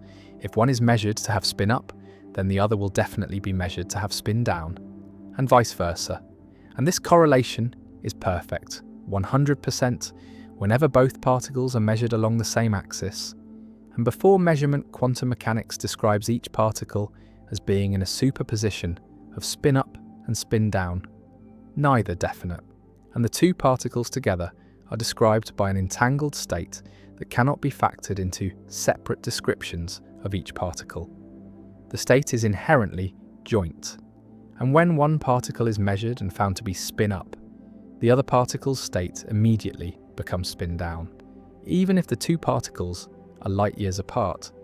And this instantaneous correlation troubled Einstein, who called it spooky action at a distance, and argued that it violated the principle of locality, the idea that physical influences cannot travel faster than light, that distant events cannot have immediate effects.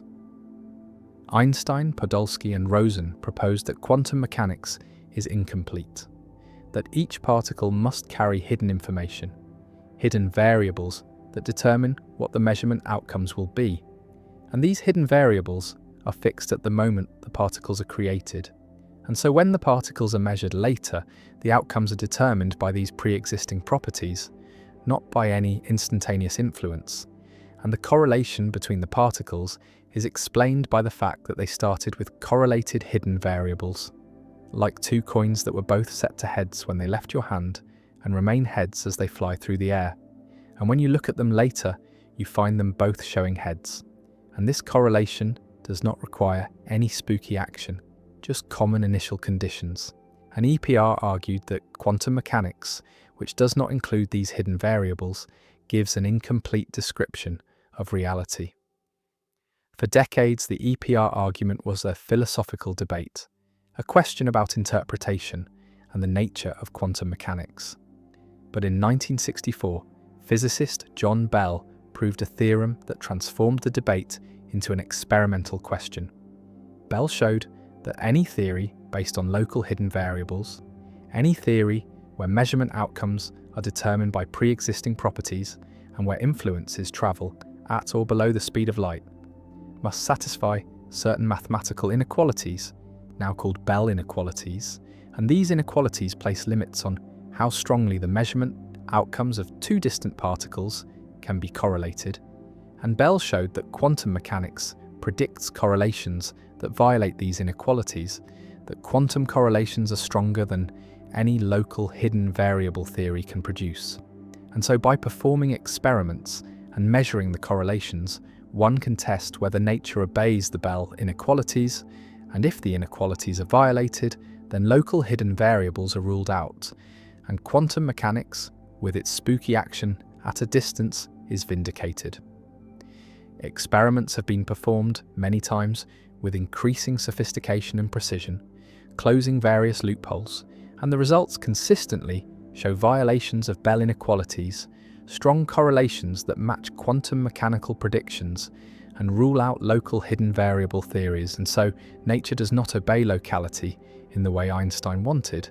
The particles really are entangled, and measuring one really does instantaneously affect the other. And this is now an established experimental fact, one of the most thoroughly tested predictions in physics, and the EPR paradox has been resolved in favour of quantum mechanics against Einstein's intuitions, though the philosophical implications remain deeply puzzling. The paradox forces a choice between giving up locality or giving up realism, the idea that physical properties have definite values independent of measurement, and most interpretations of quantum mechanics give up realism, accepting that particles do not have definite spin values until measured, that the spin only becomes definite through the act of measurement, and the entanglement means that the two particles are not independent. They form a single quantum system even when separated by vast distances, and measuring one particle provides information about the system as a whole, and this information is reflected in the state of the other particle. But this does not allow faster-than-light communication, because the measurement outcomes are random. Neither particle can control what value it will be measured to have, and so no message can be sent. Only correlations can be observed after the fact by comparing measurement records. Some interpretations of quantum mechanics, like Bohmian mechanics, preserve realism by giving up locality, introducing non-local hidden variables that allow instantaneous influences, pilot waves, that guide particles in ways that depend on the entire configuration of the universe. And these theories reproduce the predictions of quantum mechanics and are empirically equivalent, but they are non-local. They violate Einstein's principle that influences cannot propagate faster than light. And most physicists find this cost too high, prefer to accept that realism must be given up, that particles do not have definite properties until measured. Visualize the two entangled particles flying apart, one heading left and one heading right, and they are described by a single wave function. An entangled state that says, if left is up, then right is down, and if left is down, then right is up, but neither is definite until measured. And now imagine measuring the left particle and finding it spin up, and at that instant, even though the right particle is far away, its state changes. It becomes definitely spin down, and if someone measures the right particle immediately after, they will definitely find spin down. And this correlation holds no matter how far apart the particles are, no matter how quickly the measurements are performed, as long as they are performed along the same axis. And this instantaneous correlation cannot be explained by assuming the particles carry definite spins from the beginning. Bell's theorem proves that, and so the correlation is genuinely quantum, genuinely non-local, genuinely spooky. And yet it does not allow signaling, does not allow information to be sent faster than light, because the outcomes are random and cannot be controlled. The EPR paradox stands as one of the deepest puzzles in quantum mechanics, a paradox that led to Bell's theorem, to decades of experimental tests, to the confirmation of quantum non-locality, and to ongoing debates about what quantum mechanics means, about whether reality is fundamentally non-local, about whether measurement is a special process or an ordinary interaction, about whether consciousness plays a role, about whether the universe splits into branches or whether hidden variables exist beyond our current theories, and none of these questions has a settled answer. Different physicists and philosophers hold different views, and the EPR paradox remains a touchstone, a thought experiment that crystallizes the central mysteries of quantum theory. And Einstein's discomfort with spooky action at a distance, his belief that quantum mechanics must be incomplete, has been answered by experiment. Nature really is spooky. Particles really are entangled.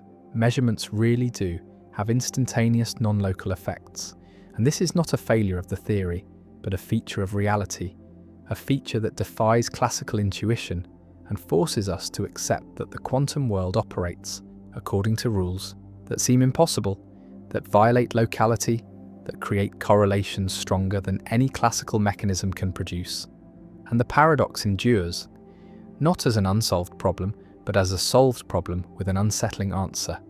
And the particles fly apart, entangled forever, connected by invisible quantum threads, and measuring one affects the other instantly, across any distance, and the universe is non-local.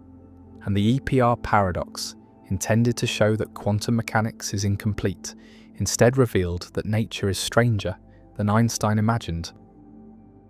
The hard problem of consciousness: why brain activity does not explain experience.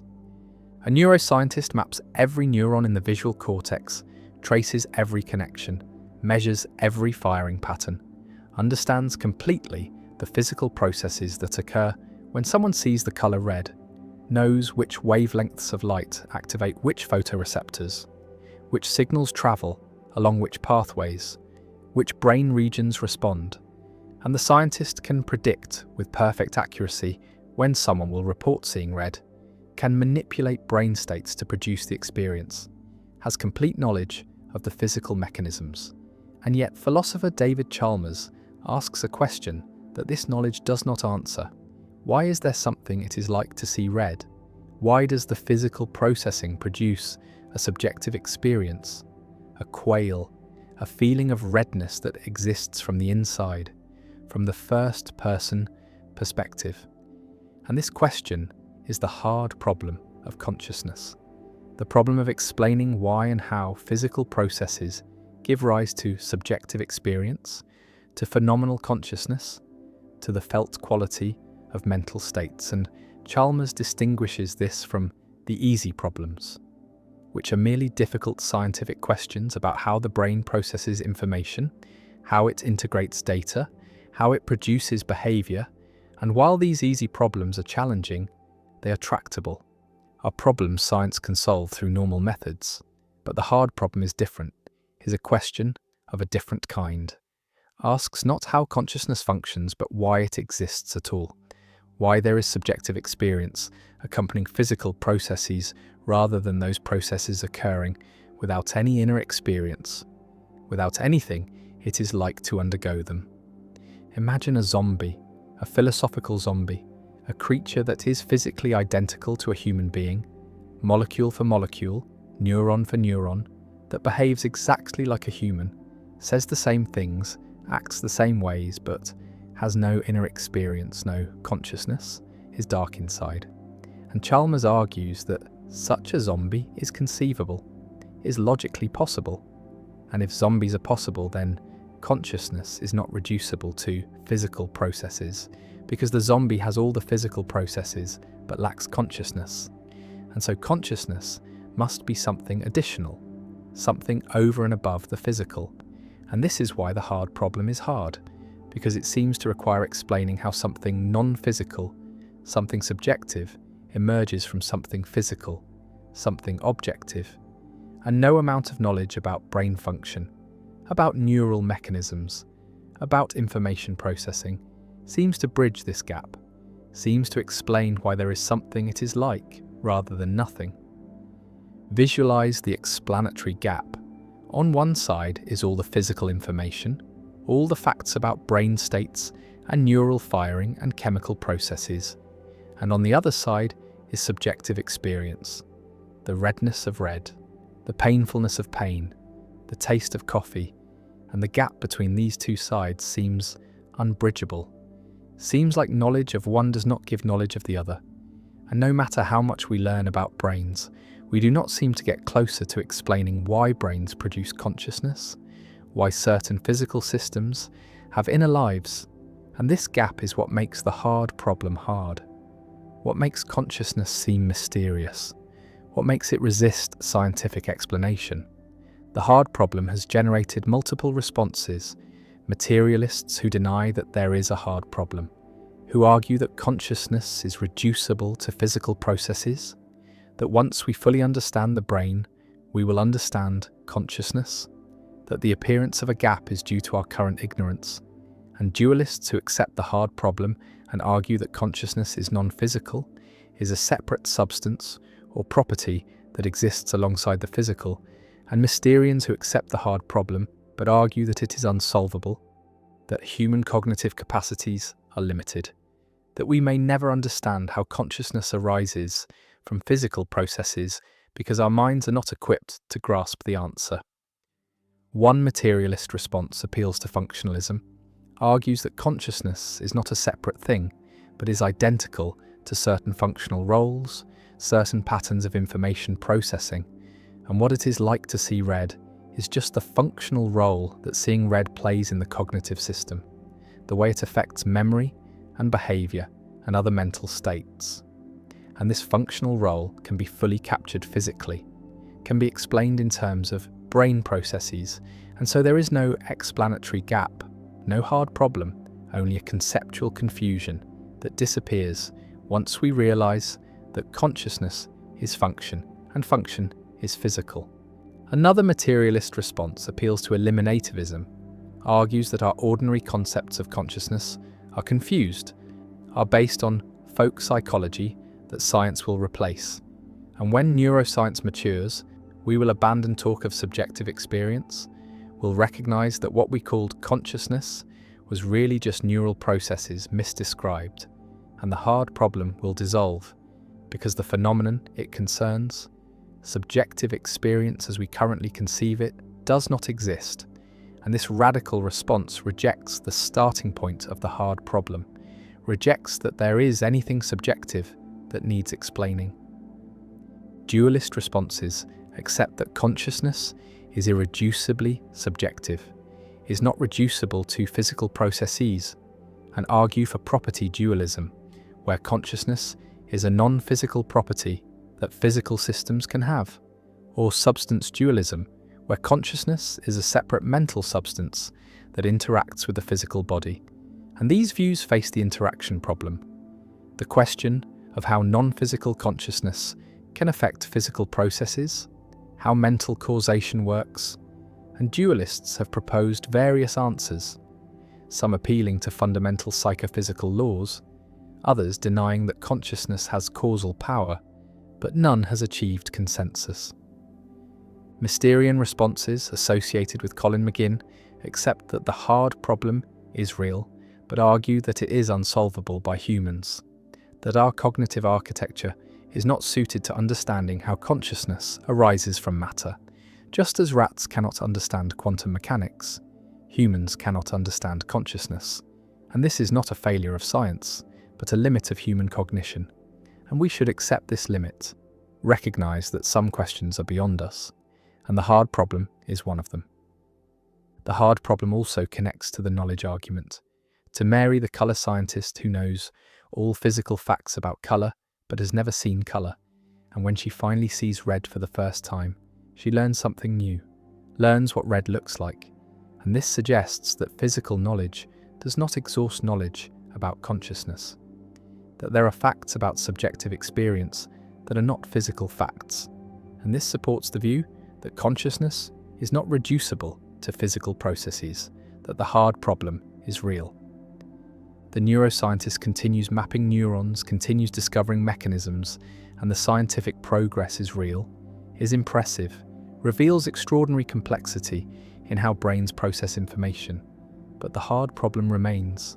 The question of why this processing feels like anything, why there is an inner light, why we are not zombies, and Chalmers's challenge persists, unsolved, perhaps unsolvable, a permanent limit on scientific explanation, or perhaps a confusion that will dissolve with better understanding.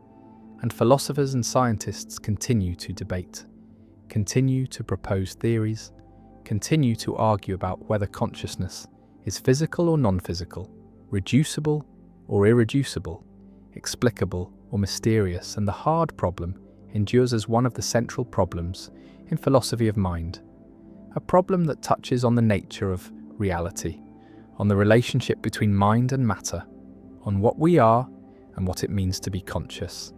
And the problem remains hard, stubbornly resistant to solution, a gap that knowledge does not seem to close, an explanatory challenge that persists despite centuries of reflection and decades of neuroscience, and consciousness continues to feel mysterious, continues to seem like something that physics cannot capture. And the hard problem stands as a monument to this mystery, a permanent reminder that subjective experience, the felt quality of mental life, resists reduction to objective physical processes, and whether this resistance reflects a genuine metaphysical divide or merely our current conceptual limitations remains one of philosophy's deepest and most difficult questions. The frozen time paradox. Time flows, or so it seems, carrying events from past to present to future in an unbroken stream. Yet what if time could stop? What if every process in the universe froze for a moment, or an hour, or 1,000 years, and then resumed exactly as it was? Would anyone notice? Could anyone notice?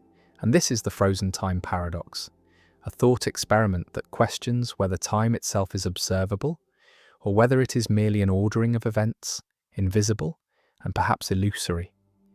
Imagine that at this very moment time stops. Every atom ceases to move, every thought halts mid-formation, every photon hangs suspended in space, the entire universe frozen in a perfect still image. And this frozen state persists for an arbitrary duration, perhaps 1 billion years, and then suddenly time resumes, and everything continues exactly as it was. And the question arises, did anything happen during that frozen interval? Did time pass? And if no change occurred, can it be said that any time elapsed at all. The paradox strikes at the relationship between time and change, suggesting that time without change is meaningless or undetectable, that the passage of time is defined by the occurrence of events, and that if nothing changes, then nothing distinguishes one moment from another, and so the frozen interval, no matter how long, is equivalent to no interval at all. Aristotle grappled with this issue, arguing that time is the measure of change, that time does not exist independently of the processes it measures, and that without motion or change there can be no time.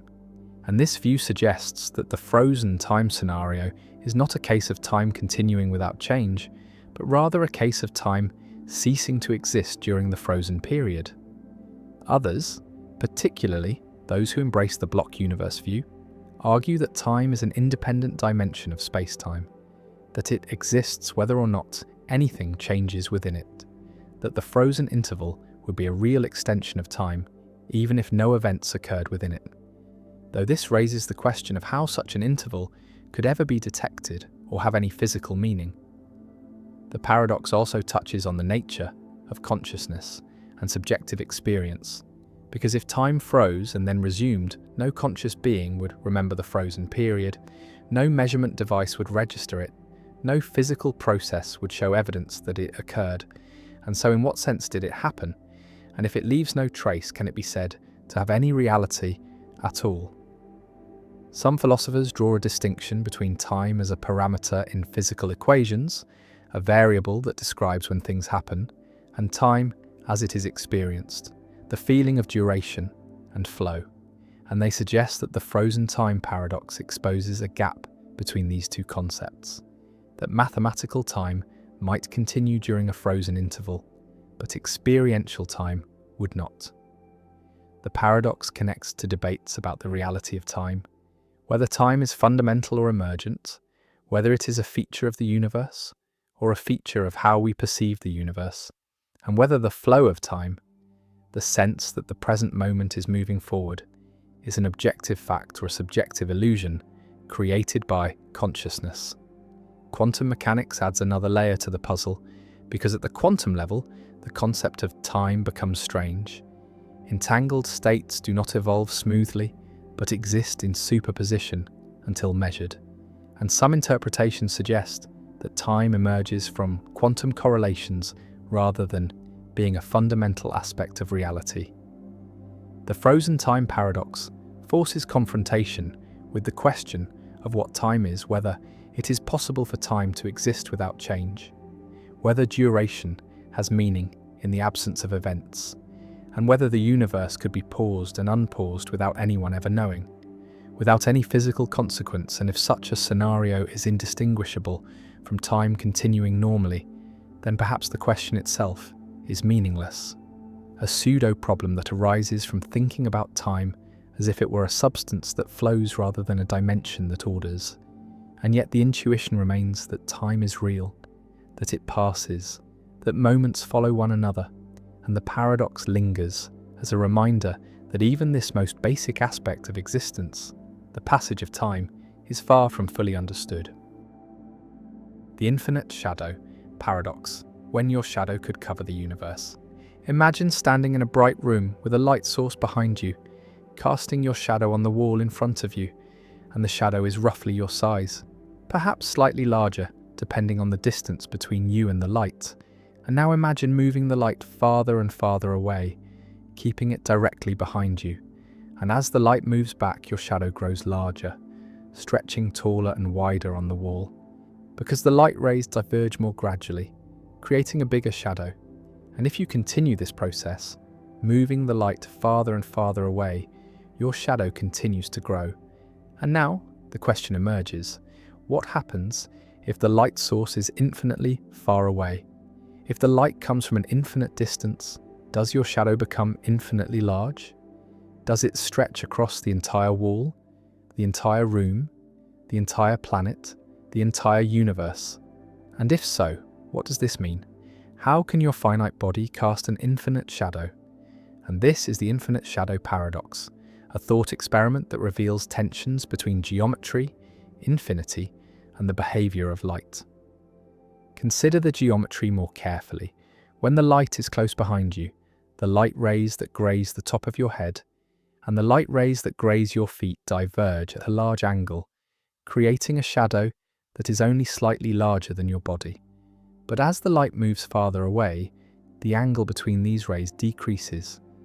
The rays become more nearly parallel, and the shadow grows proportionally.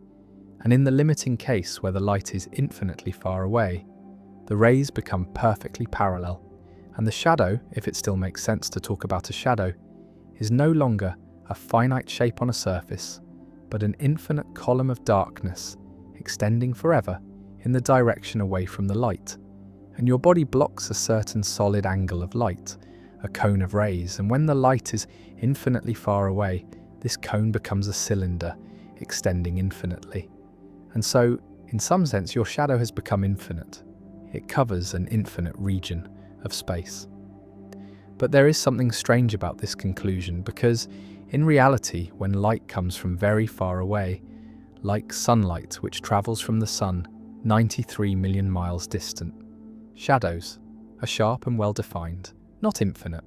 And the reason is that even though the sun is very far away, it is not infinitely far. And more importantly, the sun is not a point source. It is an extended object, a sphere, and light comes from every point on the sun's surface. And these different light sources create slightly different shadows that overlap. And the overlapping softens the edges and prevents the shadow from extending infinitely. And so the paradox relies on an idealization, a perfectly point-like light source at infinite distance. And this idealization does not correspond to physical reality. And so the infinite shadow is a feature of the idealized model rather than a genuine physical phenomenon. Another way to resolve the paradox is to recognize that the concept of a shadow depends on there being a surface on which the shadow is cast, a wall or a floor or the ground. And if the light is infinitely far away and there is no surface, then there is no shadow in the usual sense. There is a region of space from which light is blocked, but without a surface to project onto. The notion of shadow loses its meaning, and so the infinite shadow is not a shadow at all, but an abstract geometric construction, a cylinder of blocked light extending through space. And whether this deserves to be called a shadow or an infinitely large shadow is a matter of definition rather than a physical fact. The paradox also connects to questions about parallel lines and perspective, because in ordinary experience, parallel lines appear to converge at a vanishing point on the horizon. Train tracks appear to meet in the distance, even though they remain the same distance apart. And this convergence is a feature of perspective, of how our eyes or cameras project three-dimensional space onto two-dimensional images. But in the case of light rays coming from infinity, the rays are truly parallel, not merely appearing parallel, and parallel lines by definition never meet, extend forever without intersecting. And so the shadow, defined as the region blocked by your body from these parallel rays, is a cylinder that extends infinitely. And there is no convergence, no finite boundary. And the paradox is that this seems to make your small body relevant to arbitrarily distant regions of space, seems to give your finite physical presence infinite geometric reach. Some philosophers have used the infinite shadow paradox to argue about the nature of infinity and the limits of physical realizability, suggesting that infinite quantities like infinite distance or infinite extension cannot actually occur in the physical universe, that they are useful mathematical idealizations, but not genuine features of reality. And the paradox supports this view by showing that infinite idealizations lead to strange consequences that do not match experience. And so perhaps infinity is a tool for calculation rather than a description of the actual world. And the paradox is avoided by rejecting the premise that light can come from infinite distance, or that shadows can extend infinitely. Others embrace the paradox as revealing something genuine about geometry and light, accepting that in an idealized geometric setting, with a point source at infinity and parallel rays, shadows do become infinite. And this is not a contradiction, but a feature of how geometry works, and the fact that physical light sources are extended and finite distances are never truly infinite means that the paradox does not apply to real shadows, but it remains a valid thought experiment about what would happen in an idealized limit. And such thought experiments are valuable for understanding the structure of space and the behavior of light, even if they do not correspond to observable phenomena. Visualize yourself standing on an infinite flat plane, with a point of light infinitely far behind you, and the light rays come in perfectly parallel, and your body blocks a cylinder of these rays, and the cylinder extends forward forever. And if there were a wall anywhere in front of you, no matter how far away, your shadow would appear on that wall, and the shadow would be exactly your size, exactly your shape, because the parallel rays preserve size and shape. And so, in this sense, your shadow is not infinitely large, but infinitely long. It is a finite cross-section extended through infinite space. And whether this counts as an infinite shadow or merely an infinitely extended shadow is a question of terminology. But the strangeness remains, the fact that your finite body has infinite geometric influence.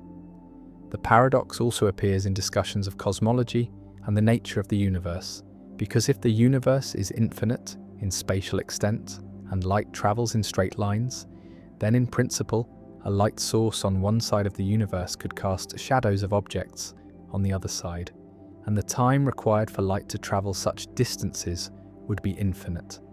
And so the shadow would never actually form, would always be in the process of propagating, and this raises questions about whether infinite distances are meaningful, whether light travelling forever without reaching a destination is different from light that does not exist, and whether geometric constructions that invoke infinity are useful descriptions or merely mathematical artifacts. The shadow stretches forward, grows as the light recedes, and in the limit becomes infinite, a column of darkness extending without end, and you stand there, finite and small, casting a shadow that reaches to infinity. And the paradox asks whether this makes sense, whether infinite shadows are possible, whether geometry allows such things. And the answer depends on what idealizations are accepted, on whether point sources and infinite distances and perfect parallel rays are admitted. And if they are, then the shadow is infinite, and if they are not, then the paradox dissolves. And the paradox remains a teaching tool, an illustration of how infinity changes things, how limits can produce strange results, how geometric reasoning applied to idealized cases can lead to conclusions that violate intuition, and the shadow persists, stretching toward infinity, a monument to the strangeness of geometric idealizations and the care required when reasoning about the infinite. The homunculus problem, the little person inside who watches the brain. A neuroscientist explains vision by saying that light enters the eye, forms an image on the retina, signals travel through the optic nerve to the visual cortex, and there an image is formed, a representation of the external scene. And this explanation seems to explain something, seems to describe how vision works. But philosopher Daniel Dennett points out a fatal flaw. The explanation assumes that someone or something views the image in the visual cortex, reads the representation, sees what is represented, and this viewer is like a little person inside the head, a homunculus watching an internal screen. And now we need to explain how the homunculus sees, how it processes the image. And the same problem arises. We imagine the homunculus has its own eyes and brain, its own visual cortex with another image, and another homunculus inside the homunculus viewing that image, and the regress continues infinitely. Homunculi all the way down, each one requiring its own internal viewer, and nothing is actually explained. The mystery of perception is just pushed back one level, relocated from the person to the homunculus. And this is the homunculus problem, the fallacy of explaining mental processes by positing an internal agent that performs those processes. And the problem reveals that explanation requires mechanism, requires showing how processes work without assuming an intelligent agent that does them, requires decomposing tasks into simpler tasks that eventually reach mechanical operations that require no intelligence, no awareness, no homunculus.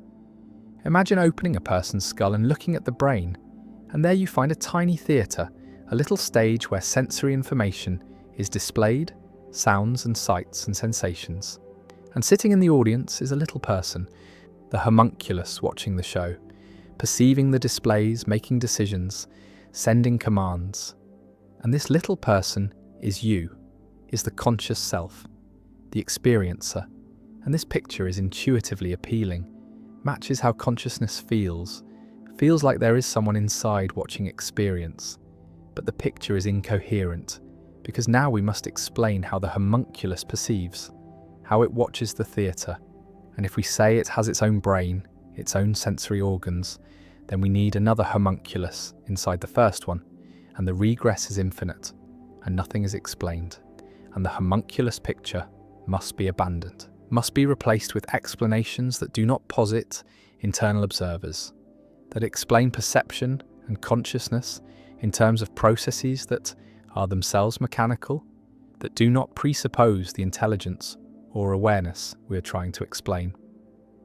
The homunculus problem arises repeatedly in theories of mind, in explanations of perception, cognition, action, and consciousness, because it is tempting to explain mental processes by saying that some part of the mind does something, recognizes patterns, interprets symbols, makes decisions, and implicitly we imagine this part as an intelligent agent, as a little homunculus with its own capacities, but this merely relocates the problem, does not solve it, and genuine explanation requires decomposing intelligent processes into non-intelligent mechanisms, showing how intelligence emerges from non-intelligent parts, how mind arises from matter that is not itself minded. Visualize the solution to the homunculus problem as building intelligence from the bottom up, starting with simple, mechanical processes that require no intelligence, reflexes, stimulus-response pairs, basic computations, and combining these processes into more complex systems, and these systems into still more complex systems. And through hierarchical organization, through layers of increasing complexity, intelligent behavior emerges without any layer requiring an internal intelligence, without any homunculus. And this is how cognitive science and neuroscience proceed, explain perception, not as viewing internal images, but as processing information through stages, each stage performing simple transformations, and consciousness emerges from the whole process, from the organization of these transformations, not from any single component that views or experiences or decides. Dennett's solution to the homunculus problem involves discharging homunculi, replacing each intelligent homunculus with stupider homunculi, with less capable agents that perform smaller tasks, and replacing those with even stupider agents, until finally we reach agents so stupid they can be replaced by mechanical processes, by circuits, by neurons, and the entire system operates without any component that requires intelligence, and yet the system as a whole exhibits intelligence, exhibits mind. And this shows that intelligence is not a basic property that some things have, but an emergent property that arises from complex organization of simple parts. And minds are not mysterious entities, but are patterns of activity in brains, patterns that can be explained without remainder in terms of physical processes. The homunculus problem also appears in discussions of free will and agency, where we imagine a self, a decision maker, an agent inside who chooses what to do, and this self is another homunculus, is an unexplained explainer, a source of choice whose own choices are not explained. And genuine explanation of action requires showing how decisions arise from brain processes, how choices emerge from neural activity without positing an agent whose choices are uncaused or caused by nothing, and this requires abandoning the homunculus picture of self, replacing it with a distributed picture where the self is not a little person inside but is the whole system, is the pattern of activity across the brain, and agency emerges from this pattern.